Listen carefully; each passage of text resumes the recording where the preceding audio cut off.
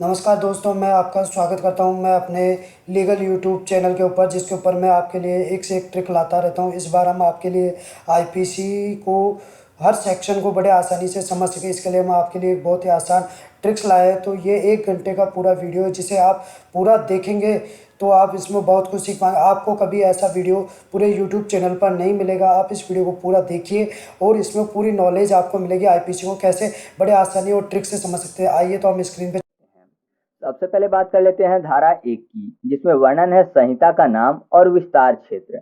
विस्तार क्षेत्र मतलब ये कहाँ कहाँ लागू होता है, संहिता का नाम मतलब आईपीसी का नाम। ठीक है, तो सबसे पहले बात हो रही है, तो आपको पता है पहले नंबर पे यही बात होगी, क्योंकि आईपीसी की धाराएं पढ़ रहे हैं हम लोग। तो सबसे पहले आईपीसी का नाम और उसका विस्तार क्षेत्र, यानी वो कहाँ कहाँ लागू होता है, यही जानकारियां मिलेंगी हम लोगों को। जैसे हम लोगों ने भारतीय संविधान पढ़ा था, तो वहां भी सबसे पहले चाहे वह अनुसूची की बात करें, अनुच्छेद की बात करें या भाग की बात करें, तो वहां भी यही चीज का वर्णन था। ठीक है, भारत राज्यों का एक संघ है, ये सब चीजें। ठीक है, तो यहाँ पर भारत की बात हो रही थी, तो यहाँ पर आईपीसी का है तो आईपीसी की बात होगी सबसे पहले। जैसे हमारी नोटबुक होती है तो सबसे पहले पन्ने पर अपना नाम लिखते हैं, ठीक उसी प्रकार ये आईपीसी की नोटबुक है तो सबसे पहले आईपीसी अपना नाम लिखेगा। ठीक है, तो ये चीज आप याद रखिएगा। अब हम लोग बात कर लेते हैं धारा 2 की। तो धारा 2 में भारत के भीतर किए गए अपराध जिनकी सजा आईपीसी के अनुसार होगी अन्यथा नहीं, इस चीज का वर्णन है। मतलब ये समझिए कि अगर कोई भी अपराध किया जाता है, तो अगर उसका वर्णन या फिर उसके दंड का वर्णन आईपीसी में है तो ही सजा मिलेगी। लेकिन अगर कोई नया अपराध आ जाता है तो आईपीसी में, जाहिर सी बात है नया अपराध है तो आईपीसी में वर्णित नहीं होगा तो सजा नहीं मिलेगी। ठीक है, तो इसको सबसे पहले याद करते हैं, फिर मैं आपको थोड़ा सा डिटेल में बता दूंगा कैसे। तो यहाँ पर देखिए धारा 2 की बात हो रही है, 2 मतलब दूसरे की बात हो रही है। तो ऐसा समझिए कि कोई दूसरा अपराध है, कोई दूसरा अपराध जो कि आईपीसी में वर्णित नहीं है तो उसकी सजा नहीं मिलेगी। अगर कोई दूसरा अपराध नहीं है तो सजा मिलेगी। तो दूसरा फॉर धारा 2, तो आप ऐसे याद रखिएगा कि धारा 2 में किस चीज का वर्णन है, कि भारत के भीतर किए गए ऐसे अपराध जिनका आईपीसी में वर्णन है तो सजा मिलेगी अन्यथा नहीं मिलेगी। ठीक है, अब इसको थोड़ा सा समझ लीजिए कि कैसे दूसरे अपराध जिनकी सजा आईपीसी के अंतर्गत नहीं दी जाती है। तो ऐसा समझिए कि जो आईपीसी था वो 1860 में आया था। तो उस टाइम पे क्या होता था कि ऑनलाइन ट्रांजेक्शन नहीं होता था, तो पैसे जो चोरी होते थे ऑनलाइन नहीं हुआ करते थे, है ना। तो उस टाइम पे आईपीसी में जो था ये अपराध वर्णित नहीं था। तो अगर कोई उस टाइम पे क्राइम करता है तो आईपीसी के अनुसार सजा नहीं दी जाएगी जब तक कि आईपीसी में यानी भारतीय दंड संहिता में उस अपराध के लिए दंड वर्णित ना हो जाए। ठीक है, तो समझ गए होंगे, कोई नया अपराध आता है तो उसको आईपीसी के अनुसार सजा नहीं दी जा सकती जब तक कि आईपीसी में उसको जोड़ा ना जाए। साथ ही साथ कुछ अपवाद भी हैं कि जिनके ऊपर ना तो सिविल ना ही दीवानी मामला चलता है। जैसे भारत के राष्ट्रपति हो गए, ठीक है, साथ ही साथ भारत के प्रधानमंत्री या फिर भारत की कोई भी ऐसे अधिकारी जो आईएफएस सेवा में हो, ठीक है, या फिर आईएफएस सेवा के सदस्य या दूसरे देश के राजदूत या राजनयिक या भारत के राजदूत या राजनयिक। ठीक है, साथ ही साथ विदेशी सेना, इनके ऊपर जो है ये चीजें लागू नहीं होती, मतलब आईपीसी के अनुसार इनको सजा नहीं दी जा सकती है। जैसे कि आपको पता ही होगा कि जब 1971 का भारत पाकिस्तान युद्ध हुआ था, उस समय भारत ने पाकिस्तान के 93,000 सैनिकों को बंदी बनवाया था, तो उनको जो है आईपीसी के अनुसार सजा नहीं दी गई थी। लेकिन यहाँ पर रह रहे थे तो जाहिर सी बात है भारत सजा तो नहीं दे पाया था। लेकिन जो नेशनल हाईवे 24 था उसमें पत्थर जरूर रखवाए थे, ठीक है, पत्थर डलवाए थे उसमें, लेकिन सजा नहीं दी जाती है। तो ये चीज आप याद रखिएगा। अब हम लोग बात कर लेते हैं धारा 3 की। तो धारा 3 में भारत के सीमाओं के बाहर किए गए अपराध का वर्णन है। मतलब ऐसा समझिए कि कोई भी अपराध है जो भारत की सीमा के बाहर किया गया है, उसे ऐसा माना जाता है कि वह अपराध कहाँ किया गया है, भारत में ही किया गया है। ठीक है, यानी भारत की सीमा के बाहर भले ही वह अपराध किया जाता है, लेकिन माना यही जाता है कि वो अपराध भारत में किया गया है। और साथ ही साथ ऐसा समझिए कि अगर कोई भारत का व्यक्ति है, ठीक है, भारत का नागरिक है, किसी दूसरे देश में जाकर अपराध करता है, तब भी उसको जो सजा है कैसे मिलेगी, आईपीसी के अनुसार मिलेगी। तो इसको याद करते हैं कि भारत की सीमाओं के बाहर किए गए अपराध को ये वर्णन है धारा 3 में। तो धारा 3 में 3 शब्द लिखा हुआ है और यहाँ पर क्या लिखा हुआ है, भारत की सीमाओं के बाहर का अपराध। सीमा की बात हो रही है, तो आपको पता है सीमा यानी बाउंड्री लाइन कितने प्रकार की होती है, 3 प्रकार की, जल, थल और वायु। ठीक है, 3 प्रकार की सीमाएं हो गई ना। तो आप ऐसे याद रखिएगा कि धारा 3 में किस चीज का वर्णन है, भारत की सीमाओं के बाहर किए गए अपराध का। बाकी मैंने आपको बता ही दिया कि कैसे अपराध होते हैं भारत की सीमाओं के बाहर, तो उनको दंड किसके अंतर्गत मिलती है, हमेशा आईपीसी के अंतर्गत ही मिलती है। ठीक है, अब हम लोग बात कर लेते हैं धारा 4 की। तो धारा 4 में वर्णन है भारतीय क्षेत्र, कैसे क्षेत्र, राज्यातीत क्षेत्र। ठीक है, भारतीय राज्यातीत क्षेत्र भी बोल सकते हैं आप। तो इसको राज्यातीत क्षेत्र क्या कहलाता है वो समझ लीजिए। मान लीजिए कोई भी भारत का रजिस्टर्ड वायुयान है, यानी हवाई जहाज है या फिर जलयान है, ठीक है, जो कि भारत में रजिस्टर्ड है, तो उसके अंतर्गत अगर कोई भी मान लीजिए किसी भी देश में वो जलयान चला गया है, तो अगर उसके अंदर कोई भी क्राइम होता है ना, तो ऐसा माना जाता है कि वो क्राइम कहाँ हुआ है, भारत में हुआ है, ठीक है। और जाहिर सी बात है, अगर भारत में क्राइम माना गया है तो उसको सजा भी कैसी दी जाएगी, आईपीसी के अनुसार दी जाएगी। तो यही राज्यातीत क्षेत्र होता है, मतलब कोई भी रजिस्टर्ड जलयान या फिर वायुयान अगर कोई भी दूसरे देश में है, फिर भी उसको ऐसा माना जाता है कि वो क्षेत्र क्या है, भारत का राज्यातीत क्षेत्र है। तो ये चीज आप समझ लीजिएगा, ठीक है। तो इसको ट्रिक से याद करने के लिए ऐसा समझिए कि यहाँ पर देखिए वायुयान लिखा हुआ है।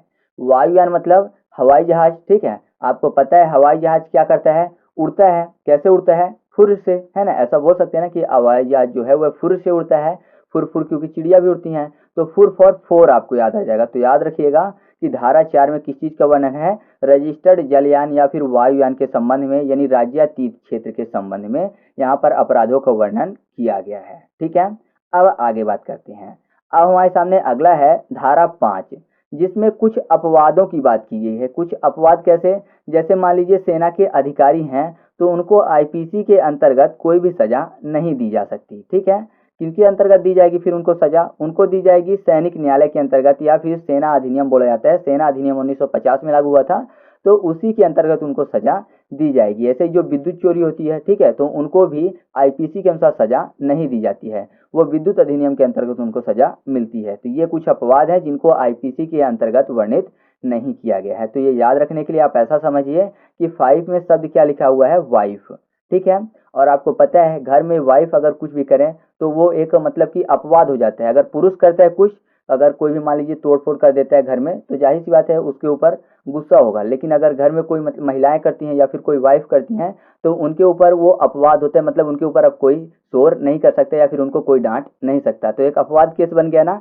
तो आप ऐसे याद रखिएगा कि इसमें कुछ अपवादों का वर्णन, यानी धारा 5 में कुछ अपवादों का वर्णन किया गया है, वाइफ और 5, ठीक है। अब हम लोग आगे बात कर लेते हैं। मैं आपको बता दूं कि यहाँ से अध्याय 1 खत्म हो जाता है। आईपीसी में कुल 23 अध्याय हैं और 5 ए जो है अलग से है। जैसे कि भारतीय संविधान में 22 भाग थे, लेकिन वैसे गिनती के अनुसार कितने भाग होते हैं, 25 भाग होते हैं ना।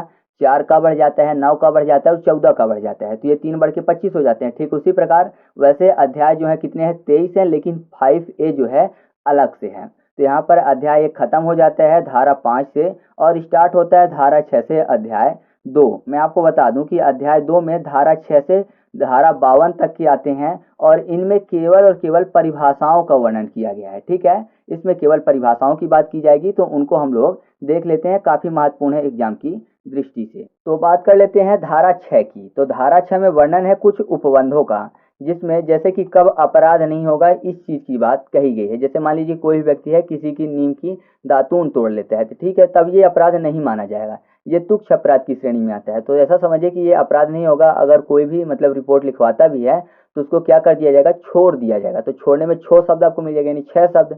तो याद रखिएगा धारा 6 में किस चीज का वर्णन है, कुछ उपबंधों का। कौन से उपबंध का, यानी कब चीजें अपराध होंगी कब चीजें अपराध नहीं होंगी, इस चीज की परिभाषा का, ठीक है। अब बात कर लेते हैं धारा 8 की। तो धारा 8 में लिंग की परिभाषा का वर्णन किया गया है। लिंग मतलब स्त्रीलिंग और पुल्लिंग की बात हो रही है। मतलब आईपीसी के अंतर्गत ऐसा माना जाता है कि स्त्रीलिंग और पुल्लिंग एक ही हैं, ठीक है, अलग अलग इनको नहीं माना जाता है। आईपीसी के अंतर्गत स्त्रीलिंग और पुल्लिंग को एक माना जाता है। तो इसको याद करने के लिए ऐसा समझिए कि लिंग में शब्द लिखा हुआ है लिंक। लिंक समझ रहे हैं ना, जैसे यूट्यूब से आप लिंक जनरेट करते हो, ठीक है, शेयर करने के लिए।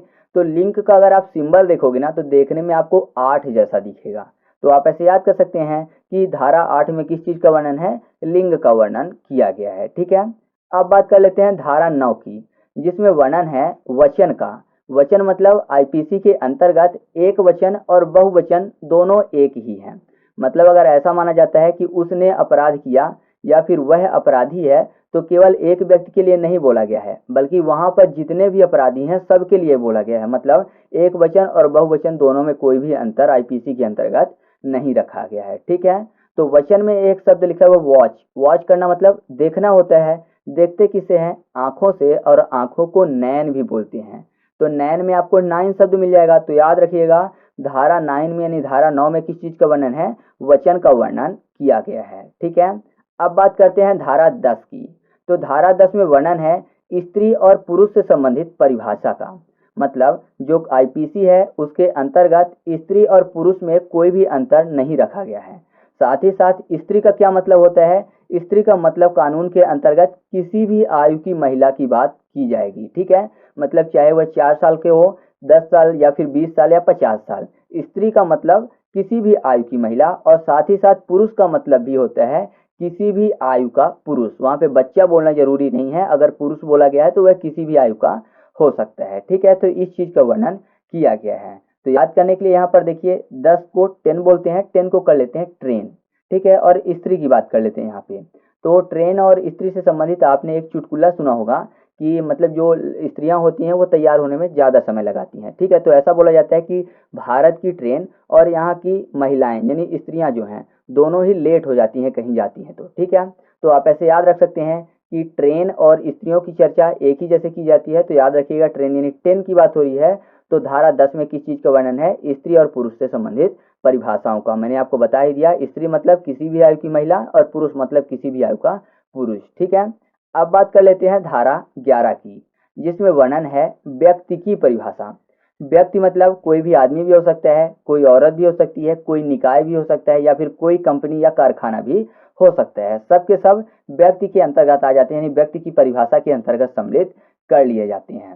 तो व्यक्ति को याद करना है तो ऐसा याद रखिए कि व्यक्ति की बात हुई मतलब इंसान, तो ठीक है, व्यक्ति को इंसान कर लेते हैं यहाँ पर। और 11 को कर लेते हैं यारा, ठीक है। यारा मतलब दोस्त। तो जाहिर सी बात है इंसान के मतलब व्यक्ति ही व्यक्ति का यार बनता है, दोस्त बनता है, ठीक है। तो ऐसे याद कर सकते हैं कि धारा 11 में किस चीज का वर्णन है, व्यक्ति की परिभाषा का, ठीक है।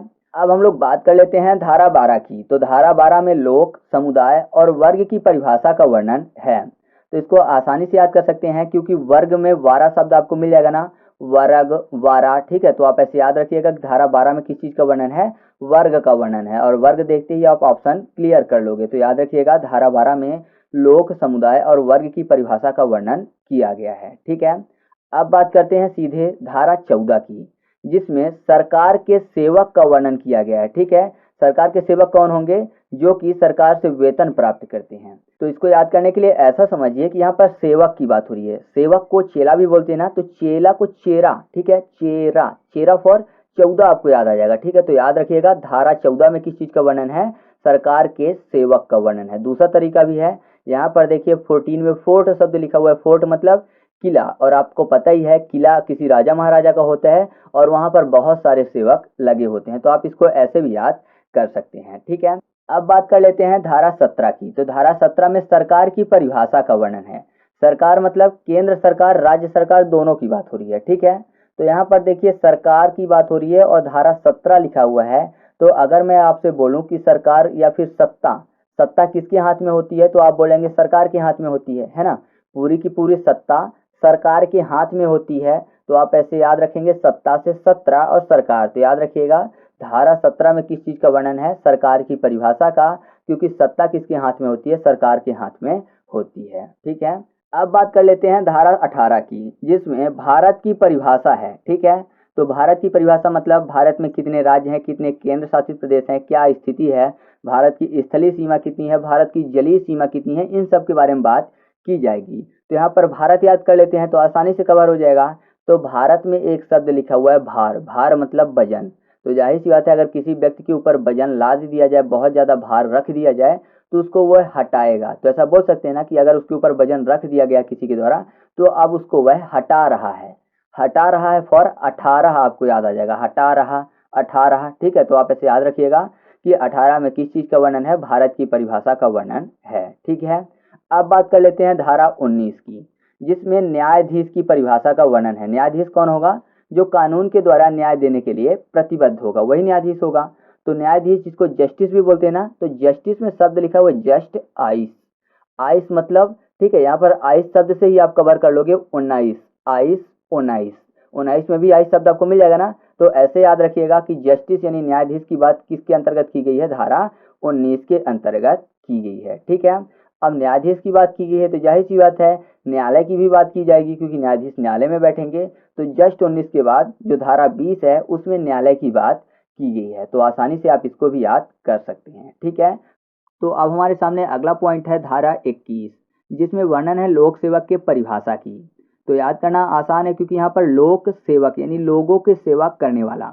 तो अगर कोई भी व्यक्ति है जो कि आम आदमी की सेवा करेगा, लोगों की सेवा करेगा, तो जाहिर सी बात है जो उसका स्थान है लोगों की नज़र में एक ईश जैसा होगा, एक भगवान जैसा होगा, है ना। क्यों? क्योंकि लोगों की सेवा कर रहा है, इसलिए उसका स्थान एक ईश जैसा है। तो एक ईश फॉर 21। तो याद रखिएगा धारा 21 में किस चीज़ का वर्णन है? लोक सेवक की परिभाषा का।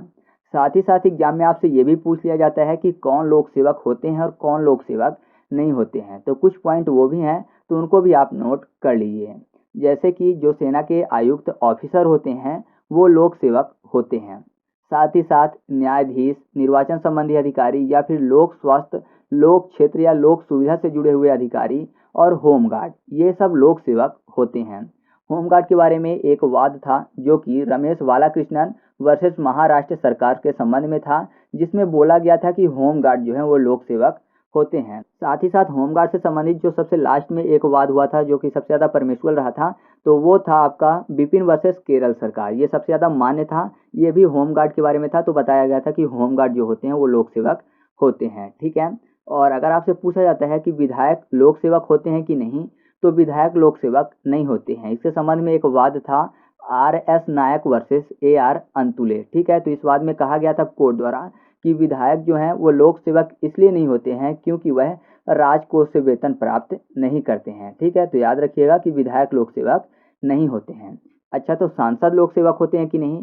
तो सांसद लोक सेवक होते हैं। सांसद यानी मुख्यमंत्री, मंत्री, ये सब क्या होते हैं? लोक सेवक होते हैं। ऐसा बोला गया था M करुणानिधि के मामले में कि ये लोक सेवक माने जाते हैं। साथ ही साथ अगर आपसे पूछा जाता है कि कोतवाल हो गए, पुलिस हो गए, सरकारी डॉक्टर हो गए या फिर अध्यापक हो गए, वित्त इकट्ठा करने वाले कर्मचारी हो गए, तो ये लोक सेवक होते हैं कि नहीं? तो ये लोक सेवक होते हैं। साथ ही साथ सेंसर बोर्ड के अध्यक्ष भी लोक सेवक होते हैं। और एक चीज़ और याद रखिएगा कि नगर पालिका पार्षद, ग्राम प्रधान यानी सरपंच की बात होती है या फिर जिला पंचायत सदस्य जो होते हैं ये लोक सेवक नहीं होते हैं। ये बोला गया था रमेश बालाकृष्णन वर्सेस महाराष्ट्र सरकार के वाद में, ठीक है। तो ये चीज़ आप याद रखिएगा। साथ ही साथ एक पॉइंट और याद रखिएगा कि अगर कोई भी व्यक्ति किसी केस में न्यायालय की मदद करता है ना, तो फिर वह लोक सेवक माना जाएगा, ठीक है। तो ये चीज़ें आपको याद होनी चाहिए। आपके सामने ऑप्शन दे दिया जाएगा कि निम्न में से कौन लोक सेवक नहीं है। तो ऑप्शन में आपके सामने पुलिस होगा, सरकारी डॉक्टर होगा, अध्यापक होगा और फिर दे दिया जाएगा कि जिला पंचायत का सदस्य। तो सही जवाब क्या होगा कि जिला पंचायत का जो सदस्य है वो लोक सेवक नहीं होता है, ठीक है। तो इस चीज़ को आप ध्यान में रखिएगा। अब हम लोग बात कर लेते हैं धारा 22 की। तो धारा 22 में वर्णन है जंगम संपत्ति की परिभाषा की। जंगम संपत्ति मतलब मूवेबल प्रॉपर्टी, चल संपत्ति। चल मतलब जिसको एक स्थान से दूसरे स्थान तक ले जाया जा सके, ऐसी संपत्ति के बारे में परिभाषित किया गया है। तो यहाँ पर देखिए धारा 22 में शब्द आपको मिल जाएगा भैंस। 22 भैंस, आपको पता है जो भैंस होती हैं वो भी एक संपत्ति की तरह ही होती हैं, है ना। लेकिन भैंस जो होती है वो एक प्रकार की जंगम संपत्ति भी है। क्यों? क्योंकि उसको एक स्थान से दूसरे स्थान तक ले जाया जा सकता है। तो भैंस से आप याद कर सकते हैं कि भैंस एक प्रकार की मूवेबल प्रॉपर्टी है। तो याद रखिएगा धारा 22 में किस चीज़ का वर्णन है? जंगम संपत्ति का यानी मूवेबल प्रॉपर्टी का। याद रहेगा ना, बहुत ही फनी है इसलिए आपको ये नहीं भूलेगा। अब हम लोग बात कर लेते हैं धारा 24 की, जिसमें वर्णन है बेईमानी का, ठीक है। बेईमानी कैसी? जो कि दोषपूर्ण लाभ के लिए की गई हो। ये मैं आपको बता दूं यूपीएसआई 2017 में पूछा गया क्वेश्चन है कि जो धारा 24 है उसके अंतर्गत किस चीज़ का वर्णन है। तो सही जवाब होगा बेईमानी की परिभाषा का, ठीक है। तो याद करना आसान है क्योंकि बेईमानी में शब्द लिखा हुआ है बाई और मानी। तो कर लेते हैं बाई माइनस, ठीक है। बेईमानी बाई माइनस, तो बाई में माइनस करना है। बाई जो है आपको पता है कि अगर अल्फ़ाबेट में स्थान देखें तो किस नंबर पे आता है? तो आप बोलेंगे 25 नंबर पे आता है, ठीक है। 26 में जेड आता है। अब माइनस की बात हो रही है कि बाई में माइनस करेंगे यानी 25 में माइनस करेंगे। तो माइनस करने के लिए कोई अंक भी तो चाहिए, जीरो तो माइनस कर नहीं सकते। तो पहला अंक आएगा 1, तो बाई में 1 को माइनस करेंगे तो कितना बचेगा? 24, यानी 25 माइनस 1 24। तो आपको याद आ जाएगा कि धारा 24 में किस चीज़ का वर्णन है? बाई माइनस का यानी बेईमानी का। याद रहेगा ना। आगे बढ़ते हैं। अब हम लोग बात करते हैं धारा 25 की। तो धारा 25 में वर्णन है कपट का। कपट मतलब धोखे के साथ जिसमें क्षति हुई हो, ठीक है। तो याद करना आसान है क्योंकि जो कपट करता है उसको क्या बोलते हैं? कपटी बोलते हैं ना। कपट करने वाला कपटी। तो कपटी में शब्द लिखा हो लास्ट में पट्टी। पट्टी को कर लेते हैं पत्ती। पत्ती से आपको याद आ जाएगा 25, 25, 25। तो याद रखिएगा धारा 25 में किस चीज़ का वर्णन है? कपटी का, कपटी फॉर कपट का, ठीक है। याद रहेगा ना। तो चलिए आगे बढ़ते हैं। अब हम लोग बात कर लेते हैं सीधे धारा 29 की, जो कि महत्वपूर्ण है और इसमें वर्णन है दस्तावेज के परिभाषा की। अच्छा, दस्तावेज क्या होता है? तो आप ऐसा कह सकते हैं कि बैंक चेक या फिर पावर ऑफ अटॉर्नी या फिर सभी सरकारी कागज जो कि किसी भी कार्य से संबंधित हो या फिर किसी भी कार्य में संलग्न किए जा सकें, वो सब क्या बोले जाते हैं? दस्तावेज बोले जाते हैं। ठीक है, तो याद करना आसान है क्योंकि दस्तावेज में शब्द लिखा हुआ है डस्टा, डस्ट की बात। डस्ट मतलब क्या होता है? धूल, है ना। डस्ट होता है धूल, और धूल क्या होती है? उड़ती है। तो उड़ती फॉर 29, उड़ती 29। तो याद रखिएगा धारा 29 में किस चीज का वर्णन है? दस्तावेज का वर्णन है। ठीक है, आगे बात करते हैं। अब हमारे सामने अगला पॉइंट है धारा 33, जिसमें वर्णन है कार्य लोप का। कार्य लोप का मतलब क्या है कि अगर कोई भी कार्य मान लीजिए किसी की जिम्मेदारी में दे दिया गया, अब वो उस कार्य को वैसा ना करे बल्कि उल्टे तरीके से करे। मतलब ऐसा समझिए कि अगर कोई भी पुलिस है, किसी भी मुजरिम को उसने पकड़ा और अब क्या कर रहा है? मुजरिम के साथ गलत व्यवहार कर रहा है। ठीक है, मान लीजिए हो सकता है वो मुजरिम ना हो, लेकिन उसने अपने शक के हिसाब से पकड़ा, अब उसको लगा पीटने, तो ये गलत है, ये कार्य का लोप माना जाएगा। ऐसा नहीं करना चाहिए। केवल पकड़ सकता है, पूछताछ कर सकता है, मारपीट नहीं कर सकता कोई भी व्यक्ति या फिर कोई भी पुलिस अधिकारी। ठीक है, तो ये कार्य का लोप होगा। तो अगर कोई व्यक्ति कार्य का लोप करता है तो जाहिर सी बात है उसको डरने की जरूरत है। डरेगा मतलब थर थर कांपेगा अगर उसने कार्य लोप किया है। तो थर थर फॉर 33। तो याद रखिएगा धारा 33 यानी 33 में किस चीज का वर्णन है? कार्य लोप का वर्णन है। कार्य लोप मतलब जिस तरीके से कार्य करना चाहिए था उसने नहीं किया बल्कि उल्टा काम किया। ठीक है, अब बात करते हैं धारा 34 की। तो धारा 34 में वर्णन है सामान्य आशय का। सामान्य आशय मतलब कॉमन इंटेंशन। जैसे मान लीजिए कोई भी एक दोस्त है, वो अपराध करने जा रहा है, उसी के साथ दूसरा दोस्त भी साथ उसके हो लिया, तो दोनों के कॉमन इंटेंशन हो गए। ठीक है, एक जैसे आशय हो गए, सामान्य आशय हो गए। तो सामान्य आशय से जुड़ा हुआ नॉर्मल जिंदगी में एक परिभाषा मैं आपको देता हूँ, वो है चींटियाँ। आपने देखा होगा जो चींटियाँ होती हैं उनके कॉमन इंटेंशन होते हैं, सामान्य आशय होते हैं। वो एक ही काम करती हैं। जैसे मान लीजिए कहीं भी मतलब कि बिल बनाना है तो वो क्या करती हैं? साथ ही साथ इकट्ठा मिलके वो काम को करती हैं। कहीं भी मान लीजिए शक्कर रखा हुआ है तो सभी एक एक शक्कर ले जाएंगी, एक लाइन से जाएंगी, कॉमन इंटेंशन होता है उनका। तो चींटी से आपको 34 याद आ जाएगा, चींटी 34। तो आप ऐसे याद रखिएगा कि जो चींटी है कॉमन इंटेंशन का एक उदाहरण है। तो धारा 34 में किस चीज का वर्णन है? कॉमन इंटेंशन का, यानी सामान्य आशय का। ठीक है, साथ ही साथ आपको दो चीजें समझना और जरूरी है जो कि धारा 34 से संबंधित वाद हैं। एक वाद था भूप सिंह वर्सेस पंजाब सरकार, जो कि 1977 का है। इसमें बोला गया था कि योजना घटना के दौरान भी बन सकती है। मतलब जरूरी नहीं कि पहले से प्रिपेयर होके आए हो दोनों लोग। ठीक है, मतलब जो दोस्त साथ में है वो पहले से प्रिपेयर हो, घटना के दौरान भी योजना अगर बनती है तब भी सामान्य आशय माना जाएगा। एक केस था वारिंद्र कुमार घोष वर्सेस एम्परर 1924। इसमें बोला गया था कि आश्रय की पूर्ति के लिए खड़े रहना भी अपराध होता है या फिर कॉमन इंटेंशन होता है। जैसे मान लीजिए कि अगर कोई भी दोस्त किसी को पीट रहा है, ठीक है, अंदर, और कोई दूसरा दोस्त जो है वो गेट पे खड़ा हुआ है, क्या कर रहा है कि देख रहा है, और सामने जो है मतलब अंदर आश्रय जो है वो पूरा हो रहा है, मतलब पिटाई तो हो रही है, वो सामने देख रहा है कि कोई भी व्यक्ति आ तो नहीं रहा है, तो उसका भी कॉमन इंटेंशन माना जाएगा। ठीक है, तो ये चीजें आप याद रखिएगा। अब हम लोग बात करते हैं धारा 40 की, जिसमें वर्णन है अपराध के परिभाषा की। अपराध क्या होता है? तो आप बोलेंगे जो कानून या फिर विधि के संगत ना हो। ठीक है, जो कानून और विधि द्वारा मान्य ना हो वो सब अपराध हैं। तो अपराध से संबंधित 40 याद करना है। तो 40 में एक शब्द लिखा हुआ है फोड़ती। ऐसा समझिए कि किसी का कोई सर फोड़ रहा है या फिर कार का शीशा फोड़ रहा है, कुछ भी फोड़ रहा है, तो एक अपराध ही है। तो अपराध की परिभाषा में क्या आएगा? अगर किसी को तोड़ना फोड़ना है तब भी। तो ऐसे याद रखिएगा कि 40 में किस चीज का वर्णन है? अपराध की परिभाषा का वर्णन है। ठीक है, अब बात करते हैं धारा 41 की, जिसमें वर्णन है विशेष विधि का। विशेष विधि मतलब स्पेशल लॉ। जैसे कि आपको पता है बिजली चोरी से संबंधित बिजली अधिनियम एक अलग लॉ है। ठीक है, ऐसे ही रेलवे अधिनियम भी है। अगर रेलवे में बिना टिकट के आप चढ़ते हो तो उसके लिए भी एक अलग लॉ है। तो ये अलग है, आईपीसी के अनुसार इनको सजा नहीं मिलती है। तो इसको याद करने के लिए ऐसा समझिए कि 41 में शब्द लिखा हुआ है एक ताली, एक ताली बजाना। और एक ताली किसके लिए बजती है? कोई अगर विशेष व्यक्ति आए तब। तो विशेष से आपको याद आ जाएगा विशेष विधि। तो याद रखिएगा धारा 41 में किस चीज का वर्णन है? विशेष विधि का, यानी विशेष अर्थात स्पेशल लॉ के बारे में। ठीक है, अब बात करते हैं धारा 45 की, जिसमें वर्णन है लाइफ का, यानी जीवन का, जिंदगी का। बहुत ही आसान है याद करना, क्योंकि 45 में 45 शब्द लिखा हुआ है। पिता, पिता और माता ही हमको जिंदगी देते हैं, हमको जीवन देते हैं। आपको ये चीज पता है। तो पिता फॉर 45। तो याद रखिएगा धारा 45 में किस चीज का वर्णन है? जिंदगी यानी जीवन का। इसके संबंध में एक बात भी कही गई थी एक वाद में, जो था श्रीमती ज्ञान कौर वर्सेस पंजाब सरकार के बीच में। उसमें बोला गया था कि जीने के अधिकार में मरने का अधिकार शामिल नहीं है। मतलब क्या है कि अगर कोई भी व्यक्ति जी रहा है तो जीने का अधिकार तो है, लेकिन मरने का अधिकार उसको नहीं है, क्योंकि उसके साथ और लोगों की ज़िंदगी भी जुड़ी हुई होती है। ठीक है, तो इस चीज़ को भी आप याद रखिएगा। अब हम लोग बात कर लेते हैं धारा 46 की, जिसमें वर्णन है मृत्यु का। ठीक है, मृत्यु की बात की गई है, मृत्यु की परिभाषा की बात की गई है। तो मृत्यु से संबंधित आपने सुना होगा काल की काली छाया, बोलते हैं ना कि उसके ऊपर काली छाया मंडरा रही है, यानी उसके काल नज़दीक हैं। तो काली छाया, छाया फॉर 46, तो याद रखिएगा कि धारा 46 में किस चीज़ का वर्णन है, मृत्यु का वर्णन है। ठीक है, इसके बाद बात करते हैं धारा 49 की, जिसमें वर्णन है वर्ष, मास, इन सब चीज़ों की, मतलब साल और महीनों के बारे में। आपको पता होगा कि ये जो चीज़ गिनी जाती है आईपीसी के अंतर्गत, ये गिनी जाती है ग्रेगरियन कैलेंडर के अंतर्गत, जिसको बोला जाता है ब्रिटिश कैलेंडर। उसी के अनुसार अदालत में ये सब चीज़ें होती हैं। ठीक है, ब्रिटिश कैलेंडर के अनुसार। तो इसको याद करना आसान है, क्योंकि यहाँ पर देखिए वर्ष शब्द लिखा हुआ है। वर्ष को क्या बोलते हैं, ईयर बोलते हैं। ईयर मतलब कान भी तो होता है, और कान में ऊंचा भी सुनते हैं लोग, है ना, कान में ऊंचा भी सुनते हैं, तो ऊंचा फॉर 49। तो ऐसे याद रखिएगा कि धारा 49 में किस चीज़ का वर्णन है, ईयर का वर्णन है। ईयर मतलब वर्ष का वर्णन है। ठीक है, तो याद आ जाएगा आपको कि वर्ष और मास का वर्णन धारा 49 में किया गया है। ठीक है, ट्रिक बनाने में बड़ी दिक्कत होती है दोस्तों, बहुत ज़्यादा सोचना पड़ता है। ठीक है, तो ट्रिक अगर आपको पसंद आई है तो वीडियो को लाइक जरूर करिएगा, और साथ ही साथ फुल सपोर्ट करिएगा, जिससे कि आपको ऐसी ही वीडियो मिलती रहें। तो अब हम लोग बात करते हैं धारा 51 की। धारा 51 में वर्णन है शपथ का।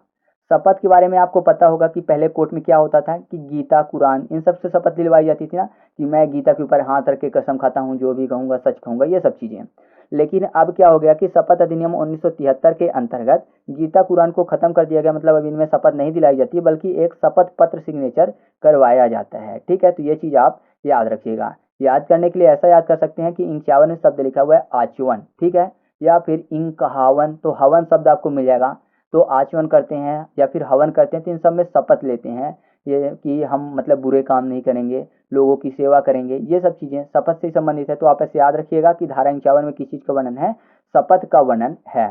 दूसरा तरीका भी है कि आप शपथ में सिग्नेचर करते हैं, तो 51 में इंक आवन शब्द लिखा हुआ, यानी इंक आ गया है ना। पहले केवल हाथ रख के कसम कर खाते थे, लेकिन अब इंक का प्रयोग करते हैं, तो इंक फॉर 51। तो आप ऐसे भी इसको याद कर सकते हैं। अब हम लोग बात करते हैं धारा 52 की, जिसमें वर्णन है सद्भावना के परिभाषा की। सद्भावना मतलब ध्यान व सतर्कता सहित। ठीक है, ऐसा समझिए, मतलब भावना तो अच्छी है, लेकिन ध्यान और सतर्कता भी उसमें होनी चाहिए। जरूरी नहीं कि आप किसी मुजरिम के ही सहायता कर रहे हों।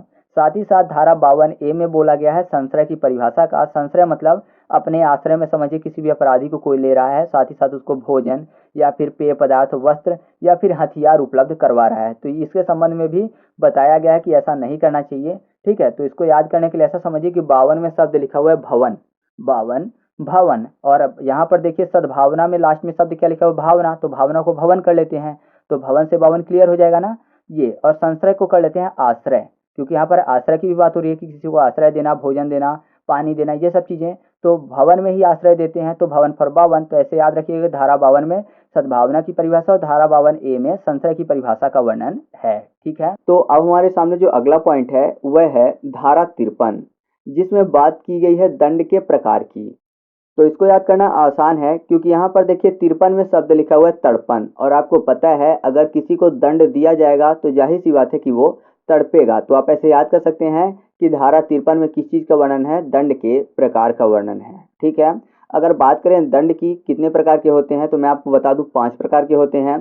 पहला होता है मृत्यु दंड, जिसके संबंध में बच्चन सिंह वर्सेस पंजाब सरकार द्वारा एक मामला हुआ था, जिसमें बोला गया था कि गंभीर से गंभीर आरोप पर ही या फिर गंभीर से गंभीर मामले पर ही मृत्युदंड की सजा दी जाएगी। ठीक है, दूसरा होता है आजीवन कारावास, मतलब पूरी उम्र कारावास। तीसरा होता है कारावास, जिसमें 2 प्रकार होते हैं, एक तो साधारण कारावास होता है और दूसरा होता है साश्रम, यानी मेहनत के साथ कारावास। अगर कारावास में है तो वहां पर उसको मेहनत भी करनी पड़ेगी, और साधारण वाले में मेहनत नहीं करनी पड़ती। चौथा जो होता है दंड का प्रकार, वो होता है संपत्ति का समापहरण, मतलब संपत्ति का जब्तीकरण। ठीक है, फिर पांचवा जो होता है वो होता है जुर्माना या फिर अर्थदंड। तो ये 5 प्रकार होते हैं दंड के। अब हमारे सामने जो अगला पॉइंट है वह है धारा 54, जिसमें वर्णन है मृत्युदंड का लघुकरण। मृत्युदंड का लघुकरण मतलब क्या है? जैसे राष्ट्रपति को क्षमादान की शक्ति मिली हुई है ना, तो उसके अंतर्गत वो चाहे तो किसी की फांसी की सजा को कम कर सकते हैं। तो अच्छा, आप कमेंट करके बताइएगा कि भारतीय संविधान के किस अनुच्छेद के अंतर्गत राष्ट्रपति को क्षमादान की शक्ति का वर्णन है। ठीक है, मैंने आपको सभी अनुच्छेद ट्रिक के माध्यम से अच्छे से याद करवा दिए हैं, तो उम्मीद है आप कमेंट करके जरूर बताओगे। तो यहाँ पर देखिए क्या लिखा हुआ है, मृत्युदंड का लघुकरण मतलब मृत्युदंड को कम कर दिया जाए, अर्थात किसी को फांसी की सजा दी गई है तो उसको कम कर दिया जाए। इससे पहले मैंने आपको बताया कि दंड 5 प्रकार के होते हैं। सबसे पहला मृत्युदंड, उसके बाद आजीवन कारावास, फिर कारावास जो कि सश्रम और साधारण था, उसके बाद संपत्ति का समापहरण और जुर्माना अर्थदंड, ये पांचवा था।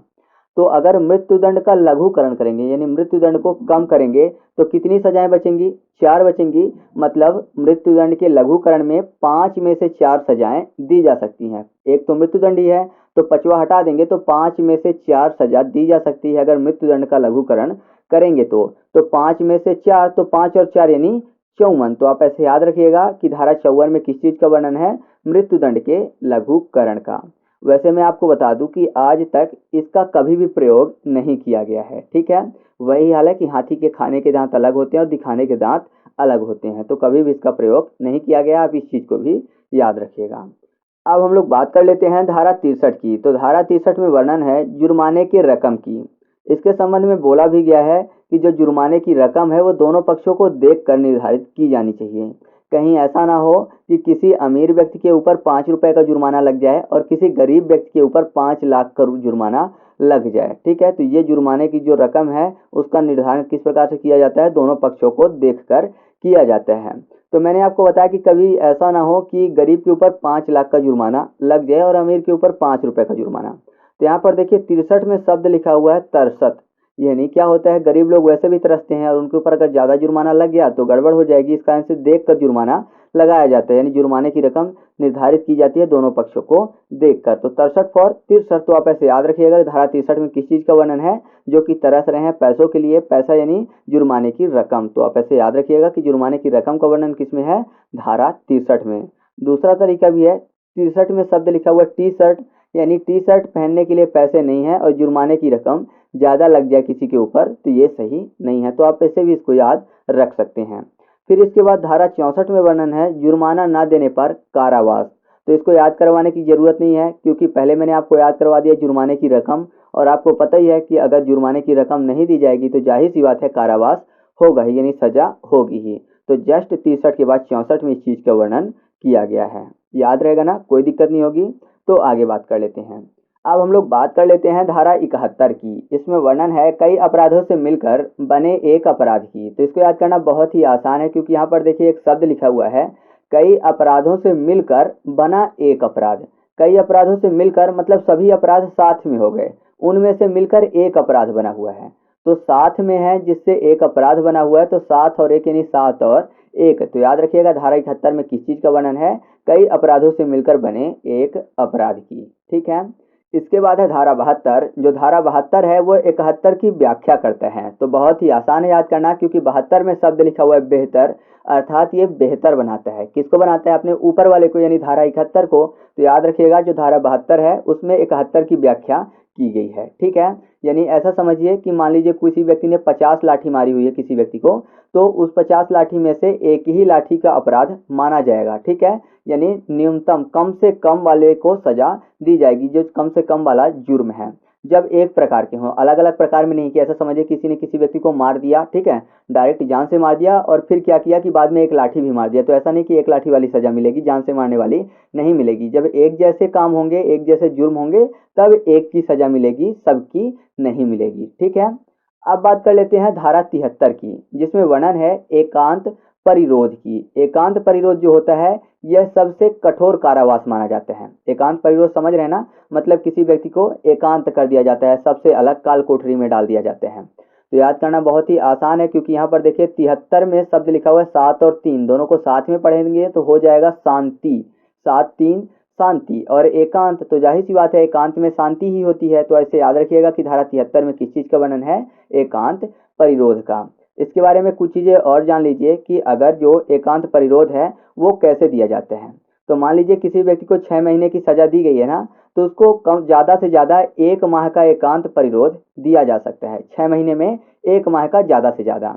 और अगर 6 महीने से 1 साल की सजा है तो ज़्यादा से ज़्यादा 2 माह का एकांत परिरोध दिया जा सकता है, और 1 साल से ज़्यादा की अगर सजा है तो उसको 3 माह का अधिकतम एकांत परिरोध दिया जा सकता है। और कुछ चीज़ें और हैं इसके संबंध में कि एक बार में जो एकांत परिरोध है वो 14 दिन के लिए ही दिया जा सकता है, उससे अधिक के लिए नहीं दिया जा सकता। और किसी भी एक माह में ज़्यादा से ज़्यादा 7 दिन एकांत परिरोध दिया जा सकते हैं। तो अब कंफ्यूज हो गए होंगे कि एक बार में एकांत परिरोध 14 दिन के लिए दिया जाता है जबकि माह में 7 दिन के लिए। तो ऐसा समझिए कि किसी व्यक्ति को माह के 25 तारीख को एकांत परिरोध दिया गया, ठीक है। तो 25, 26, 27, 28, 29, 30 और 31 7 दिन हो गए, और दूसरा महीना भी स्टार्ट हो गया तो दूसरे महीने में फिर 1 से 7 तारीख तक, ठीक है, एकांत परिरोध। तो ये 14 दिन हो जाएंगे, इससे अधिक एकांत परिरोध नहीं दिया जा सकता है। तो इस चीज को आप साथ में याद रखिएगा, ठीक है। अब हम लोग बात कर लेते हैं धारा 76 की, जिसमें वर्णन है तथ्यों की भूल का। ये जो तथ्यों की भूल है ये विधि द्वारा आबाद व्यक्तियों के लिए है, ठीक है। और एक है धारा 79, इसमें भी तथ्यों की भूल का वर्णन है, लेकिन आम नागरिकों द्वारा तथ्यों की भूल का वर्णन इसमें है। पहला वाला जो है धारा 76, उसमें ऐसा समझिए कि कोई भी अगर सैनिक है, ठीक है, तो उसने अपने सीनियर के कहने पर भीड़ में गोलियां चला दी, तो विधि द्वारा बंधा हुआ है, उसको अपने सीनियर का कहना मानना ही है। इस कारण से उसने अपने तथ्यों की भूल की हुई है, ठीक है। उसने अपने सीनियर के कहने पर यह काम किया। या फिर कोई पुलिसकर्मी है, उसको ऐसा लगा कि सामने वाला जो है वो किसी गुनाह से जुड़ा हुआ है, तो उसने जेल में रखा। बाद में पता चला कि वो मतलब कि गुनाह से संबंधित नहीं था, तो उसने उसको छोड़ दिया। तो ये तथ्यों की भूल है, इसके लिए उसको कोई भी सजा नहीं मिलेगी। और आम नागरिक वाला ऐसा समझिए कि कोई मान लीजिए सामने घर के भूत बन के घूम रहा था डराने के लिए, ठीक है। तो एक व्यक्ति था जिसने एक डंडा उठाया और उसको पीट दिया, तो सामने वाला जो भूत बन के घूम रहा था वो वहीं पे ढेर हो गया, तो इसके लिए भी उसको कोई सजा नहीं मिलेगी। तो ये आम नागरिकों द्वारा तथ्यों की भूल है। दोनों को साथ में याद रखेंगे। तो यहाँ पर देखिए 76 में शब्द लिखा हुआ है साथ छोड़ना, ठीक है, साथ छोड़ना। और तथ्यों की भूल में भूल शब्द। तो ऐसा समझिए कि कोई भी दो व्यक्ति मेला गए, ठीक है, मेले में घूमने गए। तो मेले में घूमते समय क्या था कि एक व्यक्ति भुलक्कड़ था, वो जिसको साथ में ले गया था छोटे बच्चे को वहीं पे छोड़ आया, ठीक है, साथ में ले गया था छोड़ आया। क्यों? क्योंकि उसको चीजें भूल जाती हैं कि किसको ले गया किसको नहीं ले गया। तो आप ऐसे याद रखिएगा कि 7 छोड़ आया फॉर 7 और 6। तो धारा 76 में किस चीज का वर्णन है? तथ्यों की भूल का, वो भी विधि द्वारा आबाद व्यक्तियों के लिए।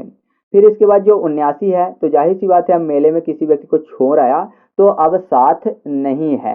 पहले साथ में थे, अब साथ नहीं है। नहीं फॉर 9, 9 बोलते हैं ना, नहीं फॉर 9 यानी नहीं, तो साथ नहीं है, तो 7 और 9 यानी 79। तो आप ऐसे याद रखिएगा कि धारा 76 और 79 में तथ्यों की भूल का वर्णन किया गया है, ठीक है। इसके बाद बात कर लेते हैं धारा 80 की, जिसमें वर्णन है विधि पूर्वक कार्य करने में दुर्घटना का। यानी कोई भी व्यक्ति है जो कि विधि पूर्वक यानी कानूनी रूप से सही कार्य कर रहा है, ठीक है, फिर भी दुर्घटना हो जाती है तो उसको भी कोई सजा नहीं मिलेगी। ये क्षमा योग्य अपराध है। तो यहाँ पर देखिए अगर कोई कानूनी रूप से सही कार्य कर रहा है मतलब अच्छा कार्य कर रहा है, अच्छा को अच्छी भी बोलते हैं, मतलब समझिए कि वो व्यक्ति जो है अच्छी काम कर रहा है, तो अच्छी फॉर 80। तो आप ऐसे याद कर सकते हैं कि धारा 80 में किस चीज का वर्णन है? विधि पूर्वक कार्य करने में दुर्घटना का, ठीक है। यानी विधि पूर्वक कार्य कर रहा था, अब दुर्घटना हो गई तो उसको कोई भी सजा नहीं मिलेगी। ये क्षमा योग्य अपराध है, ठीक है। इसके बाद है धारा 82, जिसमें वर्णन है 7 वर्ष से कम के शिशु का अपराध जो कि क्षमा योग्य होते हैं। तो यहाँ पर देखिए जो 7 वर्ष से कम का शिशु होता है उसका कोई भी आशय नहीं होता है अपराध करने का, ठीक है। किसी व्यक्ति को अगर उसने मार दिया, मान लीजिए उसके हाथ में चाकू था और गलती से उसने मार दिया, तो उसका कोई आशय नहीं था मारने का, गलती से हो गया, ठीक है। तो आशय नहीं है, तो आशय में बेआसी शब्द आपको मिल जाएगा, यानी बेआशय है, ठीक है। आशय नहीं है अर्थात बेआशय उसने काम किया है, तो बेआशय फॉर 82। तो आप ऐसे याद रखिएगा कि धारा 82 में किस चीज का वर्णन है? 7 वर्ष से कम शिशु के अपराध का, क्योंकि जो 7 वर्ष से छोटे शिशु होते हैं उनका कोई भी आशय नहीं होता अपराध करने का, उनको कोई भी जानकारी नहीं होती है। इसके बाद है धारा 83, जिसमें वर्णन है 7 से 12 वर्ष के जो शिशु हैं उनके द्वारा किया गया अपराध। ये भी क्षमा योग्य होता है, लेकिन एक स्थिति होती है कि आपको यह साबित करना पड़ेगा कि जो अपराध 7 से 12 वर्ष के शिशु ने किया है उस संबंध में उसको कोई भी जानकारी नहीं है, उसको पता नहीं है कि वो अपराध है। मतलब मान लीजिए कोई भी चोरी करता है 7 से 12 वर्ष के बीच का शिशु, और चोरी करने के बाद उसको बाजार में जाके बेचता है, तो उसको पूरी जानकारी है, ठीक है। तो आपको यह साबित करना पड़ेगा कि उसको कुछ भी जानकारी नहीं है, तब ये क्षमा योग्य अपराध होगा। और अगर वो ऐसा करता है तो जाहिर सी बात है उसको किसी ने सिखाया होगा, छोटे बच्चे तो वैसे जानेंगे नहीं, तो किसी ने उसको सिखाया होगा। तो ऐसा कह सकते हैं कि तेरा उसने सीख किया, क्या बोल सकते हैं कि तेरा सी किया तभी उसको ये चीज आने लगा। बोलते हैं ना कि तुम्हारा उसने देखा होगा तभी वो अब ये काम कर रहा है। तो मैंने बोला कि 13C किया, तो 13C फॉर 83। तो आप ऐसे याद रखिएगा कि धारा 83 में किस चीज का वर्णन है, 7 से 12 वर्ष से कम शिशु के अपराध का। ठीक है, तो 7 से अगर 12 वर्ष से कम का शिशु है तो उसके द्वारा किया गया अपराध क्षमा योग्य होगा, लेकिन साबित करना पड़ेगा कि जो उसने किया है उसके बारे में उसको कोई भी जानकारी नहीं है। ठीक है, इसके बाद बात कर लेते हैं धारा 84 की, जिसमें वर्णन है विकृत चित्त का। विकृत चित्त मतलब वह अपने सही मानसिक स्थिति में नहीं है, मतलब या तो पागल है या तो मदोन्मत्त है। मदोन्मत्त मतलब नशे में है या फिर उन्मत्ता है। ठीक है, उन्मत्ता मतलब भी एक तरीके का पागलपन ही होता है। तो यहाँ पर देखिए 84 में शब्द लिखा हुआ है चरसी। चरसी आपने सुना होगा, चरस से संबंधित, जो चरस लेते हैं उनको बोलते हैं चरसी है ये। ठीक है, तो अगर कोई व्यक्ति चरस लेता है, जाहिर सी बात है एक तरीके से मदोन्मत्त है ना, मद है यानी नशे से भरा हुआ है, तो एक तरीके से पागल ही हो जाते हैं। तो चरसी फॉर 84 आपको याद आ जाएगा। तो याद रखिएगा धारा 84 में किस चीज का वर्णन है, विकृत चित्त व्यक्तियों का, यानी पागल मदोन्मत्त और उन्मुक्ता वाले व्यक्तियों का। और इसी को मैं आपको बता दूं कि ये जो है इसको बोला जाता है आपका मैकनॉटन लॉ। मैकनॉटन लॉ के नाम से भी इसको जाना जाता है, क्योंकि ब्रिटेन के एक प्रधानमंत्री थे जिनका नाम मैकनॉटन था।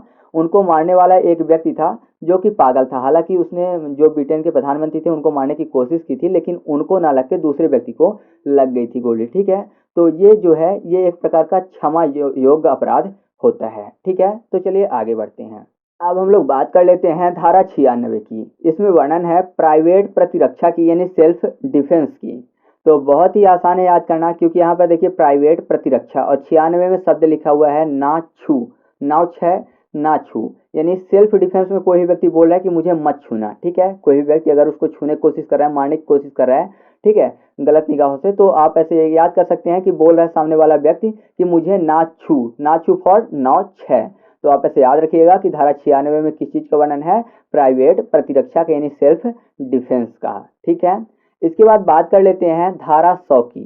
इसमें वर्णन है निजी प्रतिरक्षा के संबंध में कब मृत्यु कारित की जा सकती है।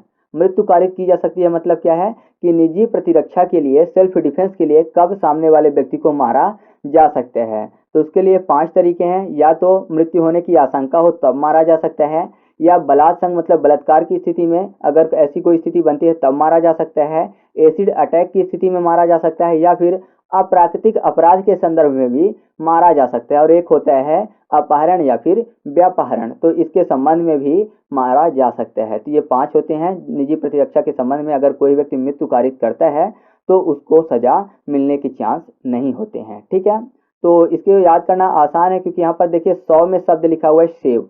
सेव मतलब सुरक्षित रखना खुद को, सेफ रखना खुद को। तो सेफ रखने के लिए अगर किसी को मार भी दिया गया तो गलत नहीं है। तो आप ऐसे याद रखिएगा कि धारा 100 में किस चीज का वर्णन है, खुद को सेफ रखने का। खुद को सेफ यानी सुरक्षित रखने का, यानी निजी प्रतिरक्षा के संबंध में सामने वाले की मृत्यु भी कारित की जा सकती है। और कैसी स्थिति में, तो मैंने आपको बता दिया कि ये 5 स्थितियां होने पर। ठीक है, धारा 121 जिसमें वर्णन है भारत सरकार के विरुद्ध युद्ध का। तो इसको याद करना बहुत ही आसान है, क्योंकि यहाँ पर युद्ध की बात हो रही है। ठीक है, किसके विरुद्ध बात हो रही है वो बात अलग है, लेकिन युद्ध की बात हो रही है। तो युद्ध ऐसा समझिए कि एक पक्ष से एक आदमी आया, दूसरे पक्ष से एक आदमी आया। ठीक है, मतलब क्या होता है कि 2 पक्ष के सिपाही हैं, तो समझिए कि एक सिपाही से एक सिपाही लड़ेगा। तो एक सिपाही सामने एक पक्ष से आया, दूसरे पक्ष से दूसरा सिपाही आया। जब दोनों आपस में आके मिल गए, लड़ने लगे, तो युद्ध शुरू हो गया, है ना। जब साइड साइड में खड़े हैं तब तो युद्ध नहीं हो रहा है, लेकिन जब दोनों एक एक तरफ से आके बीच में लड़ने लगे तो युद्ध होने लगा। तो एक एक थे साइड में, बीच में आके 2 हो गए, तब युद्ध शुरू हो गया। तो 1 2 1। तो आप ऐसे याद कर सकते हैं कि धारा 121 में किस चीज का वर्णन है, भारत सरकार के विरुद्ध युद्ध का। ठीक है, और 121 का में युद्ध के प्रयत्न का वर्णन है। तो 121 आपको याद हो गया, तो 121 का आप खुद से भी याद रख सकते हैं। अब हम लोग बात कर लेते हैं धारा 122 की, जिसमें वर्णन है भारत सरकार के विरुद्ध आयुध का। आयुध मतलब होता है हथियार। ठीक है, तो एक प्रकार का हथियार बंदूक भी होता है। तो बंदूक में आपको 2 शब्द मिल जाएंगे, 12 और दू, बरदूक। ठीक है, बंदूक 12 और दू, बंदूक 12 दू। आप 1 से 2 बार बोलेंगे तो आपको आसानी से याद हो जाएगा। तो बंदूक एक प्रकार का हथियार है। बंदूक में शब्द लिखा हुआ है 12 और दू, बंदूक। ठीक है, तो 12 और 2 यानी 122। तो आप ऐसे याद कर सकते हैं कि धारा 122 में किस चीज का वर्णन है, भारत सरकार के विरुद्ध आयुध का। ठीक है, अब है धारा 124 का, जिसमें वर्णन है राजद्रोह की परिभाषा का। आपको पता है जो आईपीसी है सन 1861 में आया था, उस टाइम पे राजतंत्र चल रहा था। आपको पता है इंग्लैंड का राजतंत्र चल रहा था, यहाँ पे इंग्लैंड का शासन चल रहा था, वहाँ पे राजा महाराजा हुआ करते थे, इस कारण से यहाँ पर राजद्रोह शब्द लिखा हुआ है। तो वैसे तो अगर बोलें कि राजद्रोह की जगह अब वर्तमान में वैसे देशद्रोह होना चाहिए, लेकिन अभी भी इसको अपडेट नहीं किया गया, तो देशद्रोह राजद्रोह एक ही बात है, ठीक है। तो यहाँ पर देखिए 124 का लिखा हुआ है। आपको पता है कि अगर कोई राजा के खिलाफ द्रोह करेगा या फिर देश के खिलाफ द्रोह करेगा तो उसको राजा क्या करेगा, बंदी बना लेगा, यानी चारों तरफ से उसको पैक कर देगा। यही बात है ना, अगर कोई राजा के खिलाफ द्रोह करता है, राजद्रोह करता है, तो बंदी बना लिया जाएगा चार दीवारी के बीच में। तो बंदी फॉर 12 दी, ठीक है, बंदी 12 दी, ठीक है, 12 हो जाएगा, और चार दीवारी के अंदर बंदी बना लिया जाएगा, तो 4, 12 और 4 124।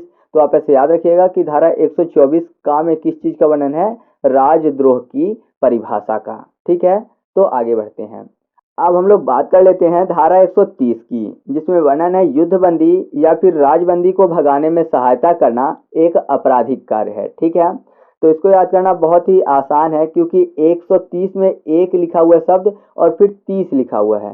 30 जिसको बोलते हैं 30, और 30 में शब्द मिल जाएगा धरती, ठीक है। तो यहाँ पर देखिए क्या शब्द लिखा हुआ है, युद्धबंदी या फिर राजबंदी को भगाने में सहायता करना। यानी कोई भी युद्ध चल रहा था दो देशों के बीच या फिर दो राजाओं के बीच पहले चलता था, ठीक है। तो अगर कोई भी युद्ध चल रहा है तो क्या है कि उसको बंदी बना लिया गया दूसरे पक्ष वाले सैनिक को, यानी अपनी धरती में रखा जाएगा। जिसको बंदी बना लिया जाएगा तो बंदी बनाने वाला राजा क्या करेगा, अपनी धरती में रखेगा। तो एक धरती से भगाने की बात हो रही है, मतलब अपने जितना राज्य क्षेत्र है उस वाली धरती से बाहर भगाने की बात हो रही है, ठीक है। किसको, युद्धबंदी या फिर राजबंदी को। तो एक धरती से बाहर भगाने की बात, तो एक धरती फॉर 130। तो याद रखिएगा धारा 130 यानी 130 में किस चीज का वर्णन है, युद्धबंदी या फिर राजबंदी को भगाने में सहायता करना है, एक आपराधिक कार्य है, ठीक है। तो आगे बढ़ते हैं। अब हम लोग बात कर लेते हैं धारा 141 की। इसमें वर्णन है विधि विरुद्ध जमाव की। विधि विरुद्ध जमाव मतलब क्या होता है कि 5 या 5 से अधिक व्यक्तियों का होना, ठीक है। लेकिन अगर 5 या 5 से अधिक व्यक्ति नहीं होंगे, 5 से कम व्यक्ति होंगे, तो वो विधि विरुद्ध जमाव न कहला के सामान्य आशय कहलाएगा, कॉमन इंटेंशन कहलाएगा, जिसको मैंने आपको याद करवाया था धारा 34 में। मैंने आपको बताया था कि जो चीटियां होती हैं उनका कॉमन इंटेंशन होता है। तो अगर 5 से कम लोग हैं तो कॉमन इंटेंशन, और 5 या 5 से अधिक लोग हैं तो क्या कहलाएगा, विधि विरुद्ध जमाव कहलाएगा, ठीक है। इसके संबंध में एक वाद भी था शिवाजी सिंह वर्सेस बिहार सरकार के बीच, कि जो विधि विरुद्ध जमाव है वो बाद में भी हो सकते हैं। मतलब मान लीजिए कि पहले 4 लोग हैं लेकिन कहीं पर गए, उसके बाद वहां पर और दोस्त आ गए, 6-7 हो गए, तो वो एक विधि विरुद्ध जमाव कहलाएगा। तो विधि विरुद्ध जमाव जो है वो बाद में भी हो सकता है। तो इसको याद करना आसान है, क्योंकि यहाँ पर शब्द लिखा हुआ है विधि विरुद्ध जमाव, यानी मैंने आपको बताया 5 या 5 से अधिक व्यक्ति। तो 5 या 5 से अधिक व्यक्ति होंगे तो जाहिर सी बात है एक टोली हो जाएगा, है ना। जैसे कृष्ण भगवान की टोली हुआ करती थी, वैसे ही अगर ज्यादा व्यक्ति हो जाएंगे तो उनकी गिनती टोली में होने लगेगी, तो एक टोली बन जाएगा। तो अगर एक टोली कहीं जाएगी तो उसको विधि विरुद्ध जमाव बोला जाएगा। तो एक टोली फॉर 141। तो आप ऐसे याद रखिएगा कि धारा 141 में किस चीज का वर्णन है, विधि विरुद्ध जमाव का वर्णन है, ठीक है। अब हम लोग बात कर लेते हैं धारा 146 की। इसमें वर्णन है बलवा का। बलवा में आपको बता दूं कि बलवा का अर्थ होता है बल का प्रयोग कानून के खिलाफ, ठीक है। कितने व्यक्तियों द्वारा, तो 5 या 5 से अधिक व्यक्तियों द्वारा। लेकिन अगर बल का प्रयोग नहीं किया जाता तो क्या कहलाएगा, विधि विरुद्ध जमाव कहलाएगा, जो कि धारा 141 में वर्णन है। और बल का प्रयोग करेंगे अगर कानून के खिलाफ तो बलवा कहलाएगा, ठीक है। तो इसको याद करना बहुत ही आसान है, क्योंकि बलवा में बालू शब्द लिखा हुआ है, बालू रेते को बोलते हैं, ठीक है, रेता। तो आपको पता है बालू का प्रयोग किस चीज में करते हैं, घर बनाने में करते हैं। तो ऐसा बोल सकते हैं ना कि एक छाया बनाने के लिए भी बालू का प्रयोग किया जाता है। एक छाया यानी एक घर बनाने के लिए, ठीक है। इंसान छत बनाता है जिससे कि छाया रहे, तो एक छाया बनाने के लिए भी बालू का प्रयोग किया जाता है। तो बालू फॉर बलवा और एक छाया फॉर 146। तो 146 यानी धारा 146 में किस चीज का वर्णन है दोस्तों, बलवा का वर्णन है, ठीक है। अब हम लोग बात कर लेते हैं धारा 159 की। तो इसमें वर्णन है दंगे के परिभाषा का, ठीक है। और मैं आपको बता दूं कि इसके बाद है धारा 160। इसमें वर्णन है दंगे के दंड का। तो इसकी कोई खास ट्रिक मैं नहीं बना पाया हूं, लेकिन मैं आपको थोड़ा सा हिंट दे देता हूं।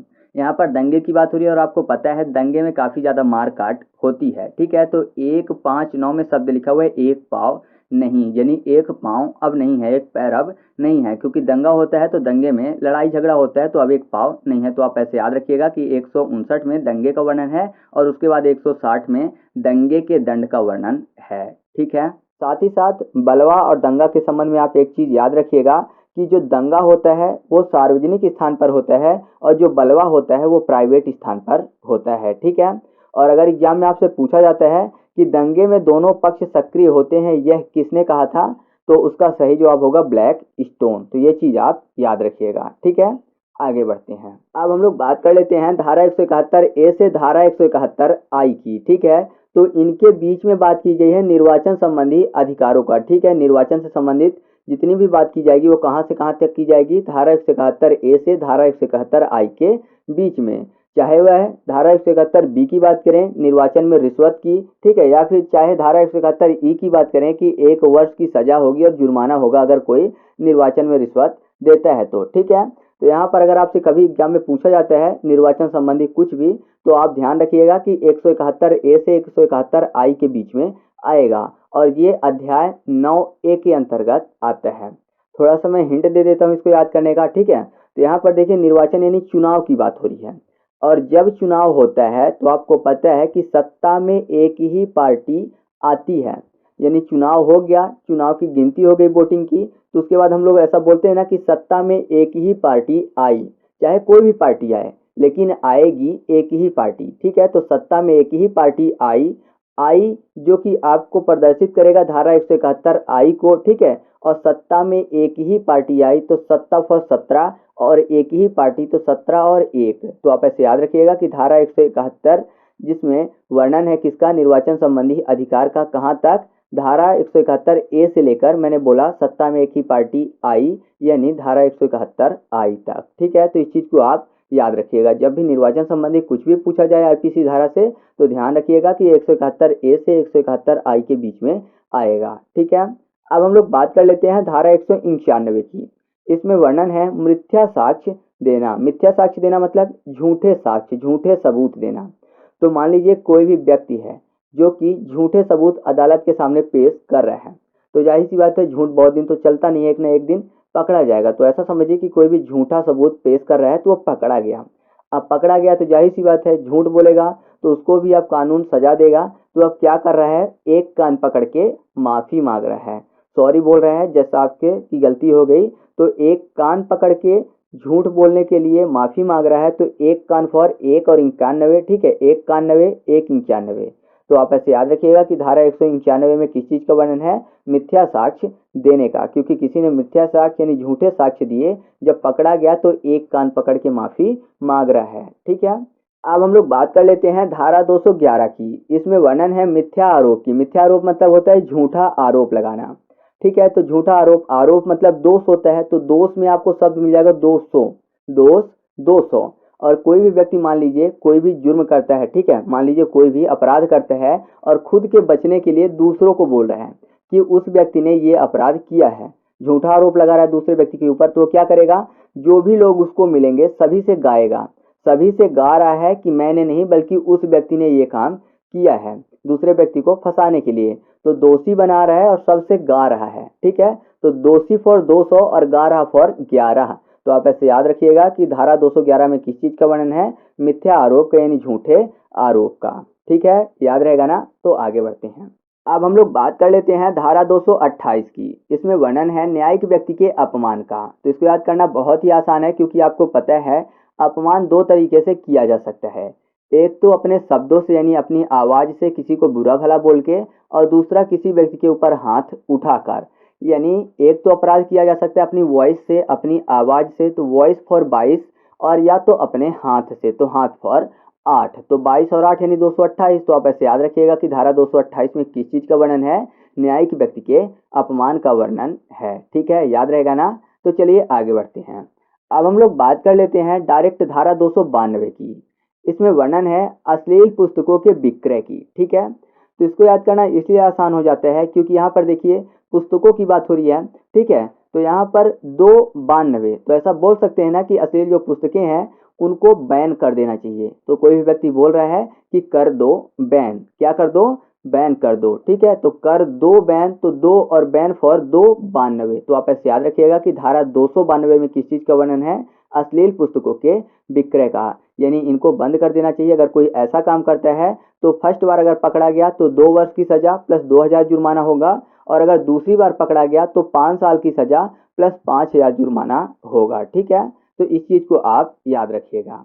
अब हम लोग बात कर लेते हैं धारा 294 की। इसमें वर्णन है अश्लील गाने गाना, ठीक है, जो कि एक आपराधिक कार्य है। अगर कोई भी ऐसा करता है तो उसको 3 महीने की कैद प्लस जुर्माना देना पड़ेगा, ठीक है।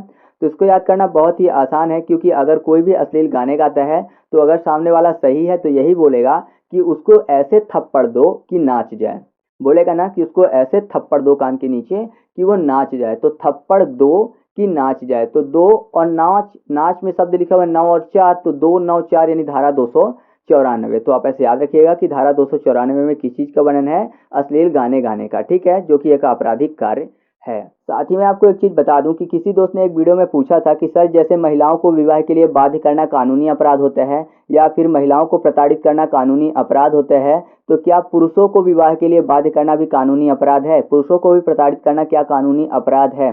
तो मैं आपसे बोलना चाहूंगा कि अगर आपने फर्स्ट पार्ट देखी है तो उसमें मैंने आपको धारा 8 में बताया था कि कानून के नज़रों में पुरुष और महिलाओं में कोई भी भेद नहीं है। तो अगर महिलाओं के संबंध में कानूनी अपराध है तो पुरुषों के संबंध में भी वो चीज़ कानूनी अपराध में आएगी, यानी पुरुषों को भी विवाह के लिए बाध्य करना एक कानूनी अपराध है, पुरुषों को भी प्रताड़ित करना एक कानूनी अपराध माना जाएगा और सेम सजा ही दी जाएगी, ठीक है।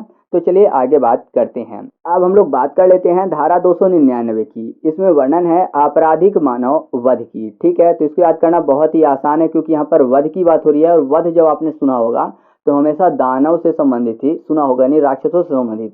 श्री राम जब कहाँ गए थे, वन गए थे, तब उन्होंने बहुत सारे दानवों का वध किया था, जैसे ताड़का वध, ठीक है। तो ये चीज है, तो वध आपने दानव से संबंधित सुनी होगी, दानव मतलब राक्षस होते हैं।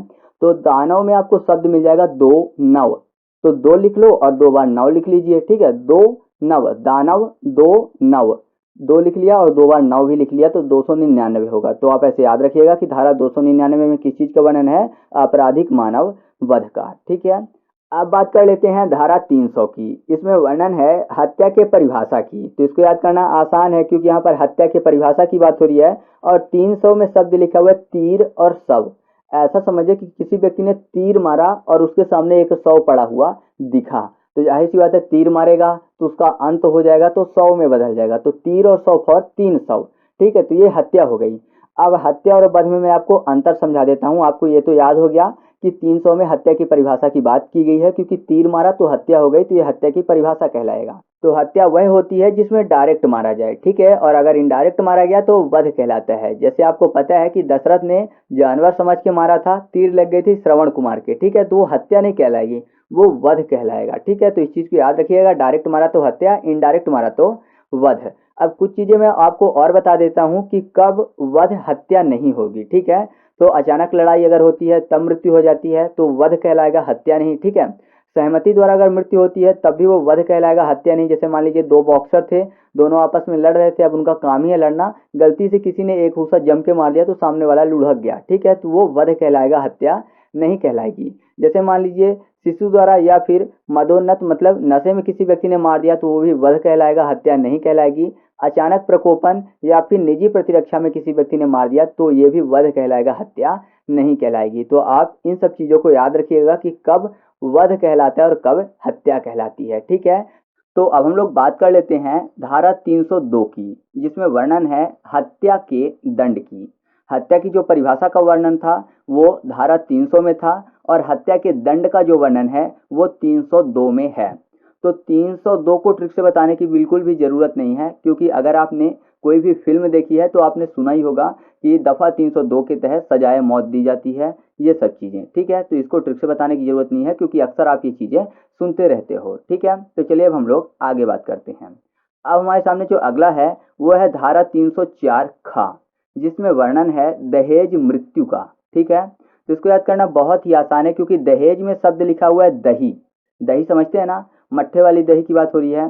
तो जो दही है वो किसको बहुत ज्यादा पसंद था, तो आप बोलेंगे कृष्ण भगवान को। तो कृष्ण भगवान क्या करते थे, जब दही गोकुल से मथुरा जाता था कंस के यहाँ, क्योंकि राजा था तो उसके यहाँ पूरी चीजें जाती थी, सभी लेके जाती थी वहां से महिलाएं। तो क्या करते थे, कृष्ण भगवान की ट्री के ऊपर चढ़े रहते थे अपने पूरे के पूरे गैंग के साथ, और ट्री के ऊपर चढ़े चढ़े ही मटके के ऊपर मटके रखे रहते थे दही के, ठीक है। तो ऊपर वाले मटके जितने भी होते थे वो निकाल लिया करते थे ट्री के ऊपर से ही, ठीक है। तो ट्री के ऊपर से मटके चोरी कर लेते थे। मटके का आकार जीरो की तरह दिखेगा, ट्री फॉर 3 और चोरी फॉर 4, ठीक है। तो आप ऐसे याद कर सकते हैं कि 304 में किस चीज का वर्णन है, दही फॉर दहेज मृत्यु का। और खा याद करना है तो आपको पता है, दही कृष्ण भगवान दही की मटकी ले लेते थे तो उसको क्या करते थे, खा लेते थे। तो खा लेने से खा आपको याद आ जाएगा, ठीक है। तो आप ऐसे याद रखिएगा कि धारा 304 खा में किस चीज का वर्णन है, दहेज मृत्यु का वर्णन है।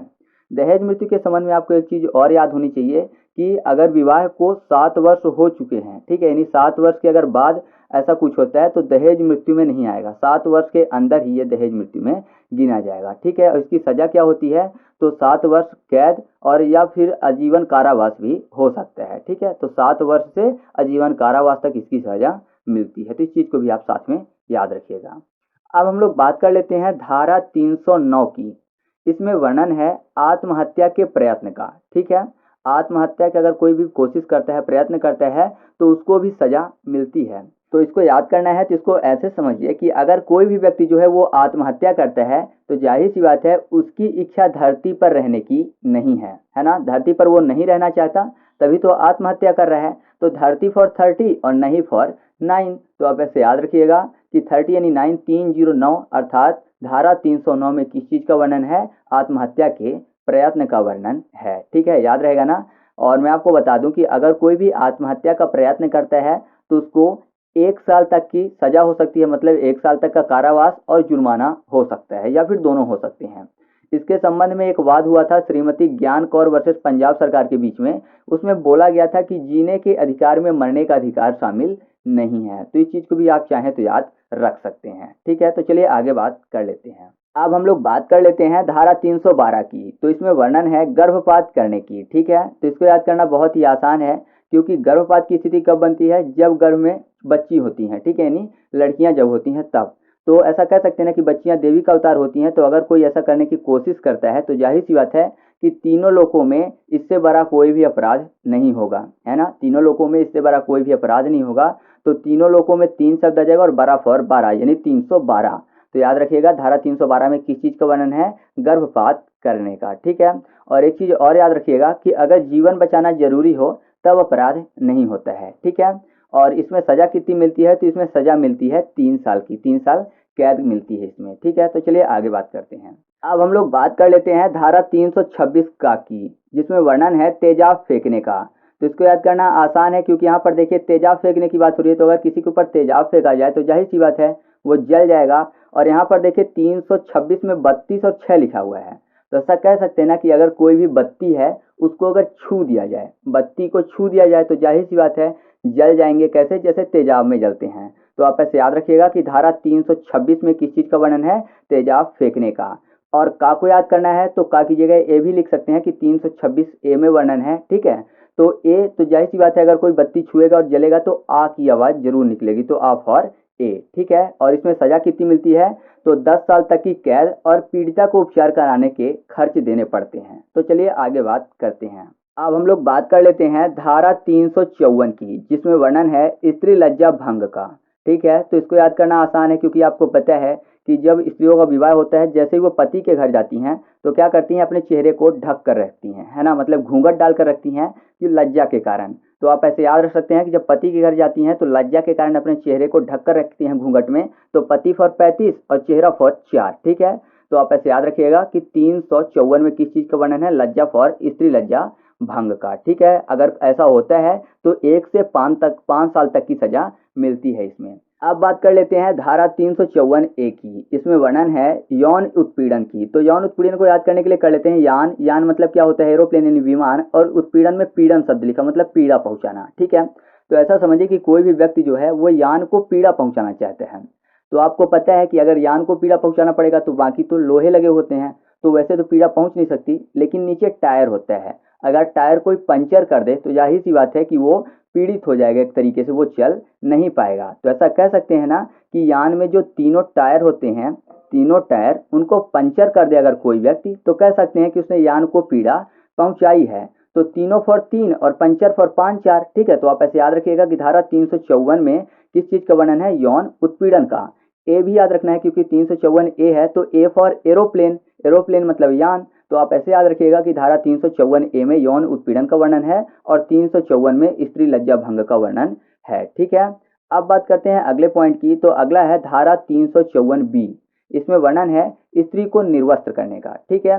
यहाँ पर मैं आपको बता दूं, जितनी जगह स्त्री शब्द लिखा हुआ है ना, वहां पर पुरुष शब्द भी हो सकता है, क्योंकि कानून की नजरों में स्त्री और पुरुष में कोई भी भिन्नता नहीं है, ठीक है। तो इसको याद करना ऐसे आसान हो जाएगा, क्योंकि यहाँ पर देखिए 35 और 4 शब्द लिखा हुआ है, ठीक है। 35 फॉर पत्ती, पत्ती आपको पता है ना, ब्लेड की बात हो रही है, और 4 को कर लेते हैं चीर। तो अगर मान लीजिए कोई भी व्यक्ति ने कपड़ा पहन रखा है, तो पत्ती से अगर उसको चीर दें तो जाहिर सी बात है वो निर्वस्त्र हो जाएगा, है ना। उसकी बॉडी दिखने लगेगी, और बॉडी जो है बी से स्टार्ट होता है। तो पत्ती से चीरना, पत्ती फॉर 35, चीरना फॉर 4, और बॉडी दिखने लगेगी बॉडी का बी, तो 354 बी। इसमें किस चीज का वर्णन है, स्त्री को निर्वस्त्र करने का, ठीक है। और इसमें सजा कितनी मिलती है, तो मिलती है 3 से 7 साल तक की कैद, अगर कोई भी ऐसा करने का काम करता है तो। अब हम लोग बात कर लेते हैं धारा 354 सी की। इसमें वर्णन है छिपकर देखने की, ठीक है। रति क्रिया से संबंधित अगर कोई भी छिपकर देखता है तो एक जुर्म है, इसमें 1 से 3 साल तक की सजा मिल सकती है। तो इसको याद करना इसलिए आसान हो जाएगा क्योंकि अभी तक मैंने आपको का खा जितने भी बताए होंगे तो इससे ऊपर नहीं बताए। ये पहली बार ऐसा हो रहा है कि सा बता रहा हूँ, सा मतलब सी, का खा गा हिंदी में बोलते हैं, वैसे अगर इंग्लिश में लिखेंगे तो ए बी सी डी ऐसे चलेगा, ठीक है। तो यहाँ पर देखिए सी पहली बार आ रहा है, इससे पहले हम लोगों ने खा जरूर याद किया था, धारा 304 खा को, जिसमें मैंने दहेज मृत्यु आपको बताया था। तो सी पहली बार आ रहा है, तो अगर आप सी से संबंधित कोई भी ऑप्शन देखें ना तो क्लियर कर लीजिएगा, सी मतलब देखना होता है, तो देखने से संबंधित छिपकर देखने का वर्णन किस में है, सी वाले में, अर्थात 354 सी में, ठीक है। तो आप इसको ऐसे याद रख सकते हैं, और इसमें सजा मिलती है 1 से 3 साल तक की कैद का। फिर इसके बाद बात करते हैं धारा 354 डी की। इसमें वर्णन है स्त्री के पीछा करने का, ठीक है। तो डी भी पहली बार आ रहा है जैसे सी पहली बार आया, बाकी आपको पूरी वीडियो में नहीं मिलेगा देखने को। तो यहाँ पर देखिए 354 डी, डी फॉर होता है डॉग, और आपको पता है डॉग किसी का पालतू हो तो ज्यादातर पीछा करके उसके साथ जाता है, ठीक है। तो आप चाहें तो ऐसे याद कर सकते हैं कि धारा 354 डी में किस चीज का वर्णन है, स्त्री के पीछा करने का। और अगर आपको ऐसे याद नहीं करना है तो मैं थोड़ा सा हिंट दे देता हूं कि यहाँ पर देखिए 354 सी की बात हो रही है, सी मतलब देखना, और यहाँ पर 35 को कर लेते हैं पति और 4 को चोर, ठीक है। तो पति घर में नहीं है तो चोर घुस आया घर में, तो जाहिर सी बात है अब वो देख रहा है कि सामने वाला सो जाए, जो भी महिला है, उसके बाद वो अपना हाथ साफ करके निकल ले। तो पति घर में नहीं है तो चोर अंदर आ गया और देख रहा है, यानी सी कर रहा है कि सामने वाला सो जाए तब हो जाए। तो पति और चोर 35 और 4 यानी 354, और सी फॉर देखना, ठीक है। तो आप ऐसे याद रखिएगा कि 354 सी में छिपकर देखने का वर्णन है, ठीक है। इसके बाद है 354 डी, मैंने बताया। तो 354 डी, डी में वर्णन है स्त्री का पीछा करना।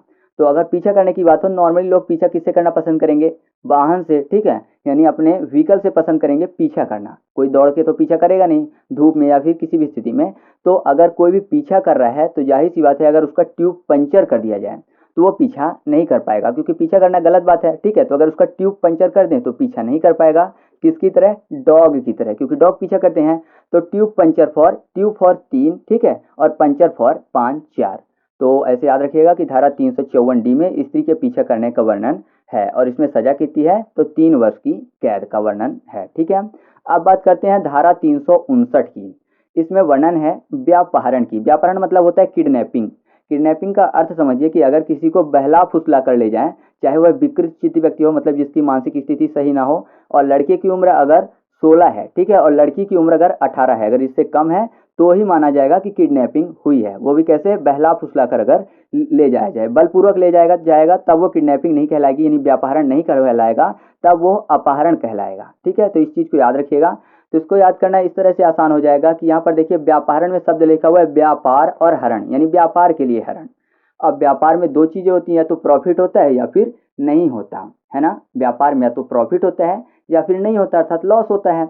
तो प्रॉफिट फॉर 35, प्रॉफिट 35, और नहीं होता फॉर 9, ठीक है। इसकी ट्रिक मैं बहुत अच्छे से नहीं बना पाया हूँ, इसलिए थोड़ा सा हिंट मैं आपको दे रहा हूँ केवल। तो यहाँ पर देखिए या तो प्रॉफिट होता है या नहीं होता, प्रॉफिट फॉर 35 और नहीं फॉर 9, तो 35 और 9 यानी 359। तो ऐसे याद रखिएगा कि धारा 359 में किस चीज़ का वर्णन है, व्यापहरण का वर्णन है, ठीक है। और व्यापहरण मतलब किडनैपिंग होता है, और मैंने आपको बता दिया किडनैपिंग तब माना जाएगा जब लड़की की उम्र 18 से कम हो और लड़के की उम्र 16 से कम हो, या फिर कोई भी व्यक्ति है जिसकी मानसिक स्थिति सही नहीं है तो उनको बहला फुसला कर अगर ले जाया जाए तो वो व्यापहरण की श्रेणी में आएगा, ठीक है। अब हम लोग बात कर लेते हैं धारा 361 की। तो इसमें वर्णन है संरक्षण में से व्यापहरण की, मतलब संरक्षण में से किडनैपिंग की। तो इसको याद करने के संबंध में मुझे एक चीज याद आती है कि संरक्षण में सीता माता थी तो उनकी किडनैपिंग कर ली गई थी रावण के द्वारा, ठीक है। तो रावण तब तक ट्री के पीछे से एकटक सीता को देख रहा था, कब तक, जब तक कि राम और लक्ष्मण वहां से दूर नहीं चले गए थे, है ना। रावण ट्री के पीछे से तब तक सीता माता को एकटक देख रहा था जब तक कि राम लक्ष्मण कुटिया से दूर नहीं चले गए थे, उसके बाद वो किडनैपिंग करके ले गया था। तो ट्री के पीछे से एक टक देख रहा था, तो ट्री फॉर 3 और एक टक फॉर 61। तो ऐसे याद रखिएगा कि धारा 361 में किस चीज का वर्णन है, संरक्षण में से व्यापहरण का। याद रहेगा ना, आसान है याद करना। आगे बढ़ते हैं, अब हम लोग बात कर लेते हैं धारा 362 की। तो इसमें वर्णन है अपहरण के परिभाषा की। इससे पहले मैंने धारा 359 बताया, उसमें मैंने आपको व्यापहरण बताया मतलब किडनैपिंग बताया। उसमें मैंने आपको बताया कि अगर किसी को बहला फुसला कर ले जाया जाए तो वो किडनैपिंग कहलाता है, ठीक है, यानी व्यापहरण कहलाता है।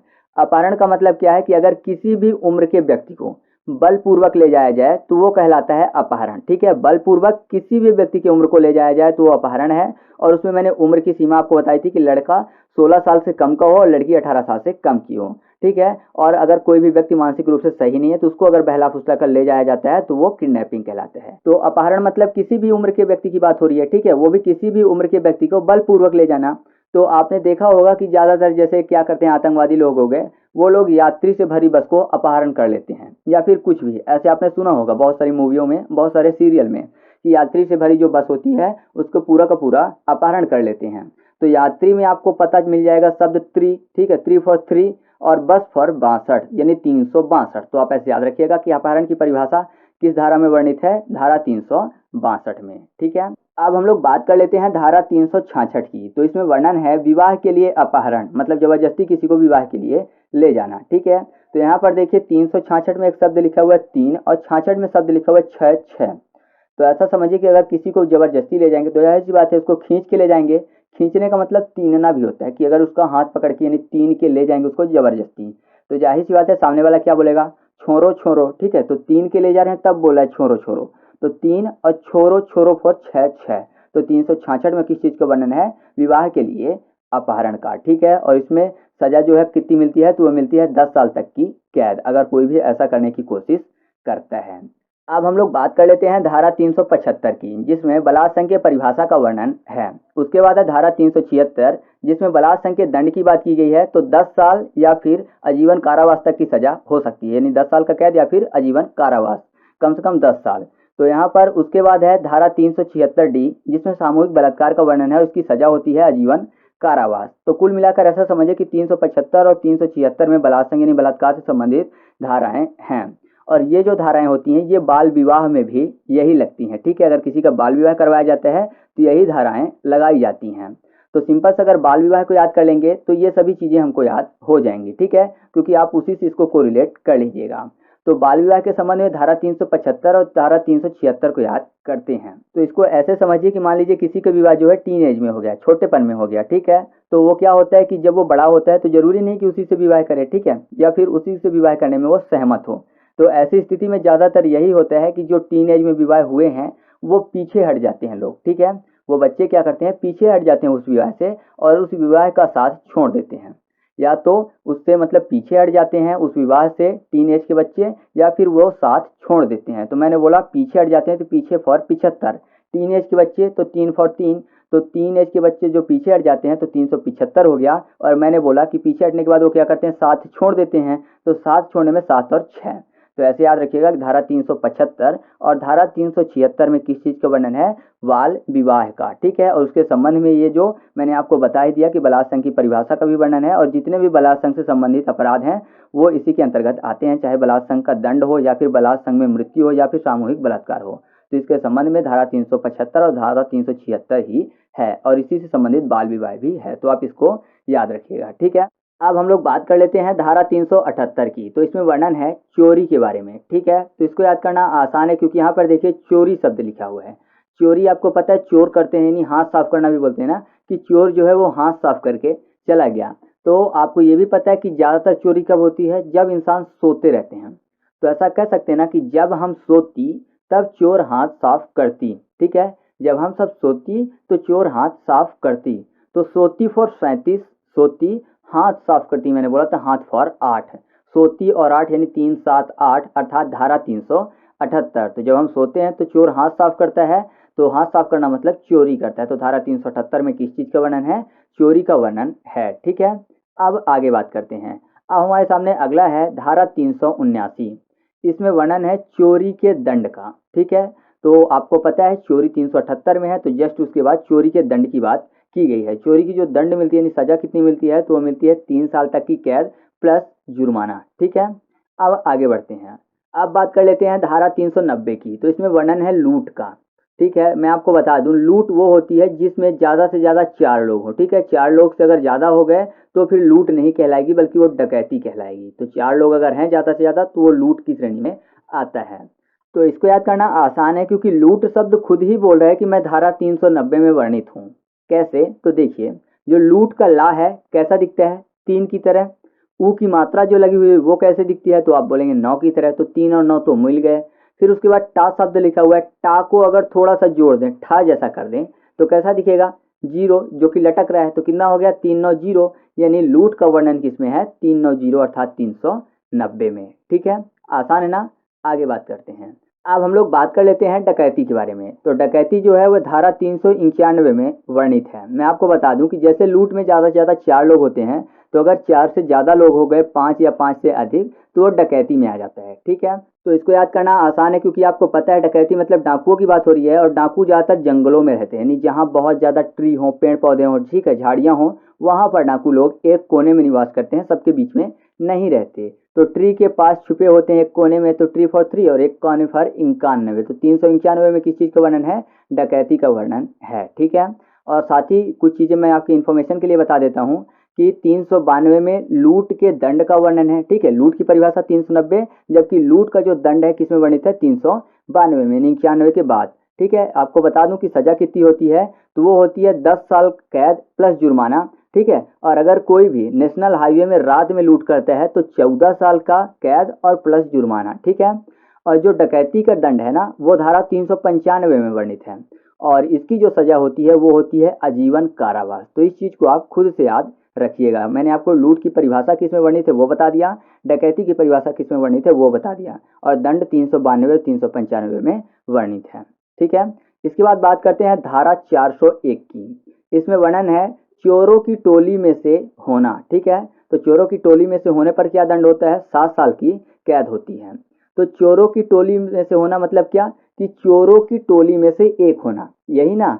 एक की बात हो रही है कि चोरों की टोली में से अगर कोई है तो उसको ये सजा मिलेगी 7 साल की कैद। तो चोरों की टोली में से एक होना, तो चोरों पर 4 और ओ दिखता है 0 की तरह। मैंने बोला चोरों की टोली में से एक होना, तो 401।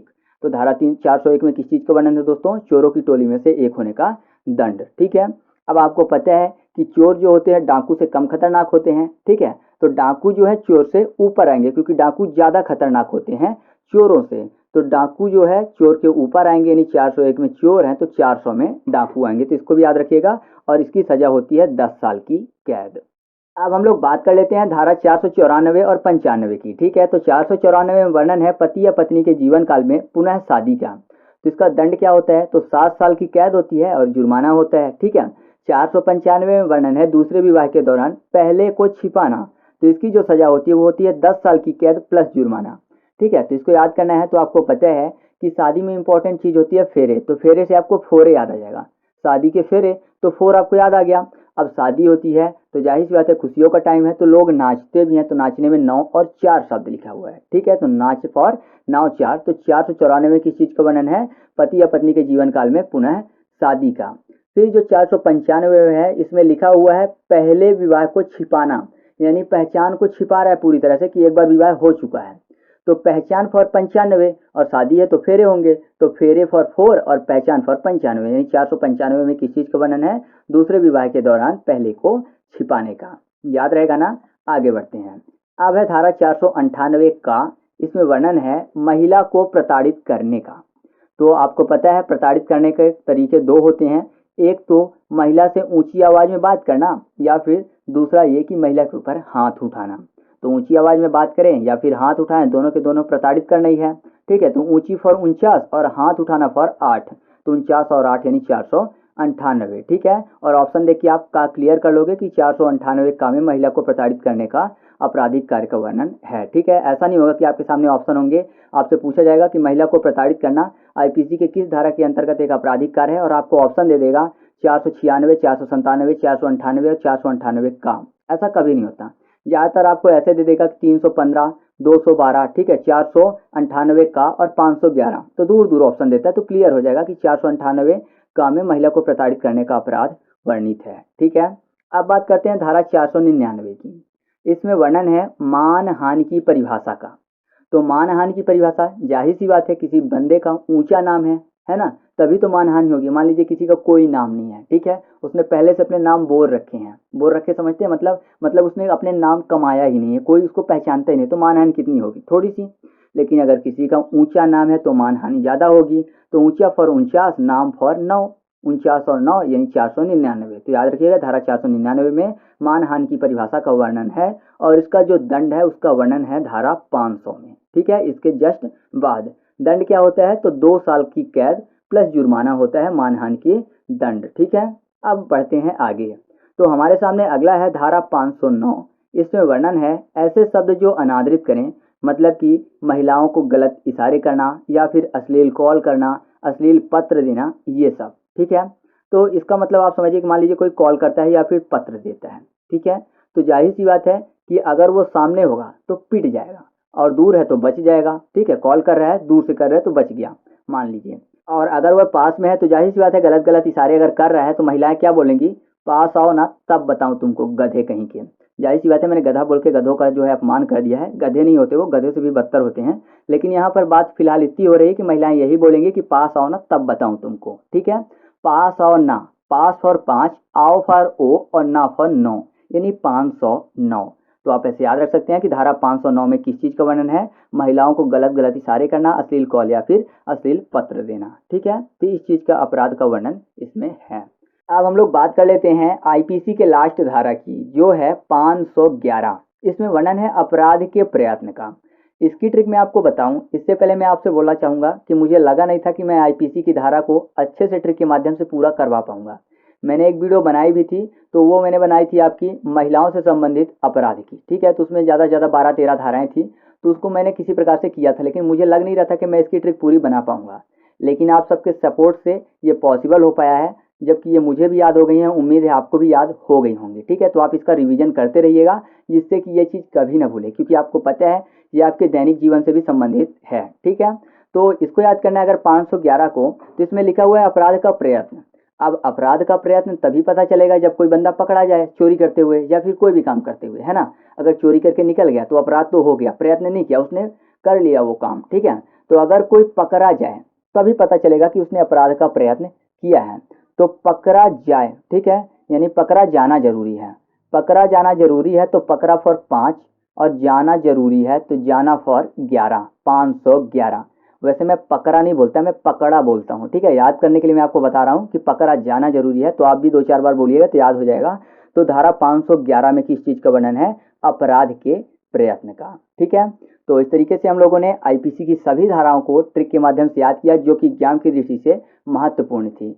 तो उम्मीद है जब आपके एग्जाम में आएगा तो आप 100% सही करके आओगे। ठीक है, तो अब आपको कुछ क्वेश्चन के आंसर कमेंट करके बताने हैं, जो कि आपकी स्क्रीन पर दिख रहे हैं, और मैं आपसे पूरी उम्मीद रखता हूं कि आप सभी क्वेश्चन के आंसर कमेंट करके बताओगे। और अगर आपको इसकी फुल पीडीएफ चाहिए तो पीडीएफ के लिए मैं आपको बता दूं कि आप जैसे ही चैनल पे जाओगे या फिर सर्च करिए ट्रिक पॉइंट, चैनल को टच करिएगा, वहां पर आपके कुछ सेक्शन होते हैं, जैसे कि होम सेक्शन होता है, फिर वीडियो का, प्लेलिस्ट का, ठीक है, और कम्युनिटी टैब का, जहाँ पे मैं डेली क्वेश्चन पोस्ट करता हूँ, और फिर उसके बाद होता है आपके अबाउट वाला सेक्शन। तो अबाउट वाले सेक्शन में नीचे जाएंगे आप तो वहाँ पर आपको दिखेगा टेलीग्राम की लिंक मैंने दी हुई है, तो टेलीग्राम ग्रुप ज्वाइन कर लीजिएगा, वहाँ पे मैं इसकी पीडीएफ आपको प्रोवाइड करवा दूंगा। ठीक है, तो चलिए मिलते हैं अगले वीडियो में, तब तक उम्मीद होगी आपको वीडियो पसंद आया होगा। आप हमारे चैनल को सब्सक्राइब कर दीजिए ताकि हम आपके लिए अच्छे अच्छे नए नए वीडियो लेके आए और एक शॉर्ट ट्रिक से आपको बहुत अच्छे से हम हर चैप्टर तैयार करवा पाए। Thank you.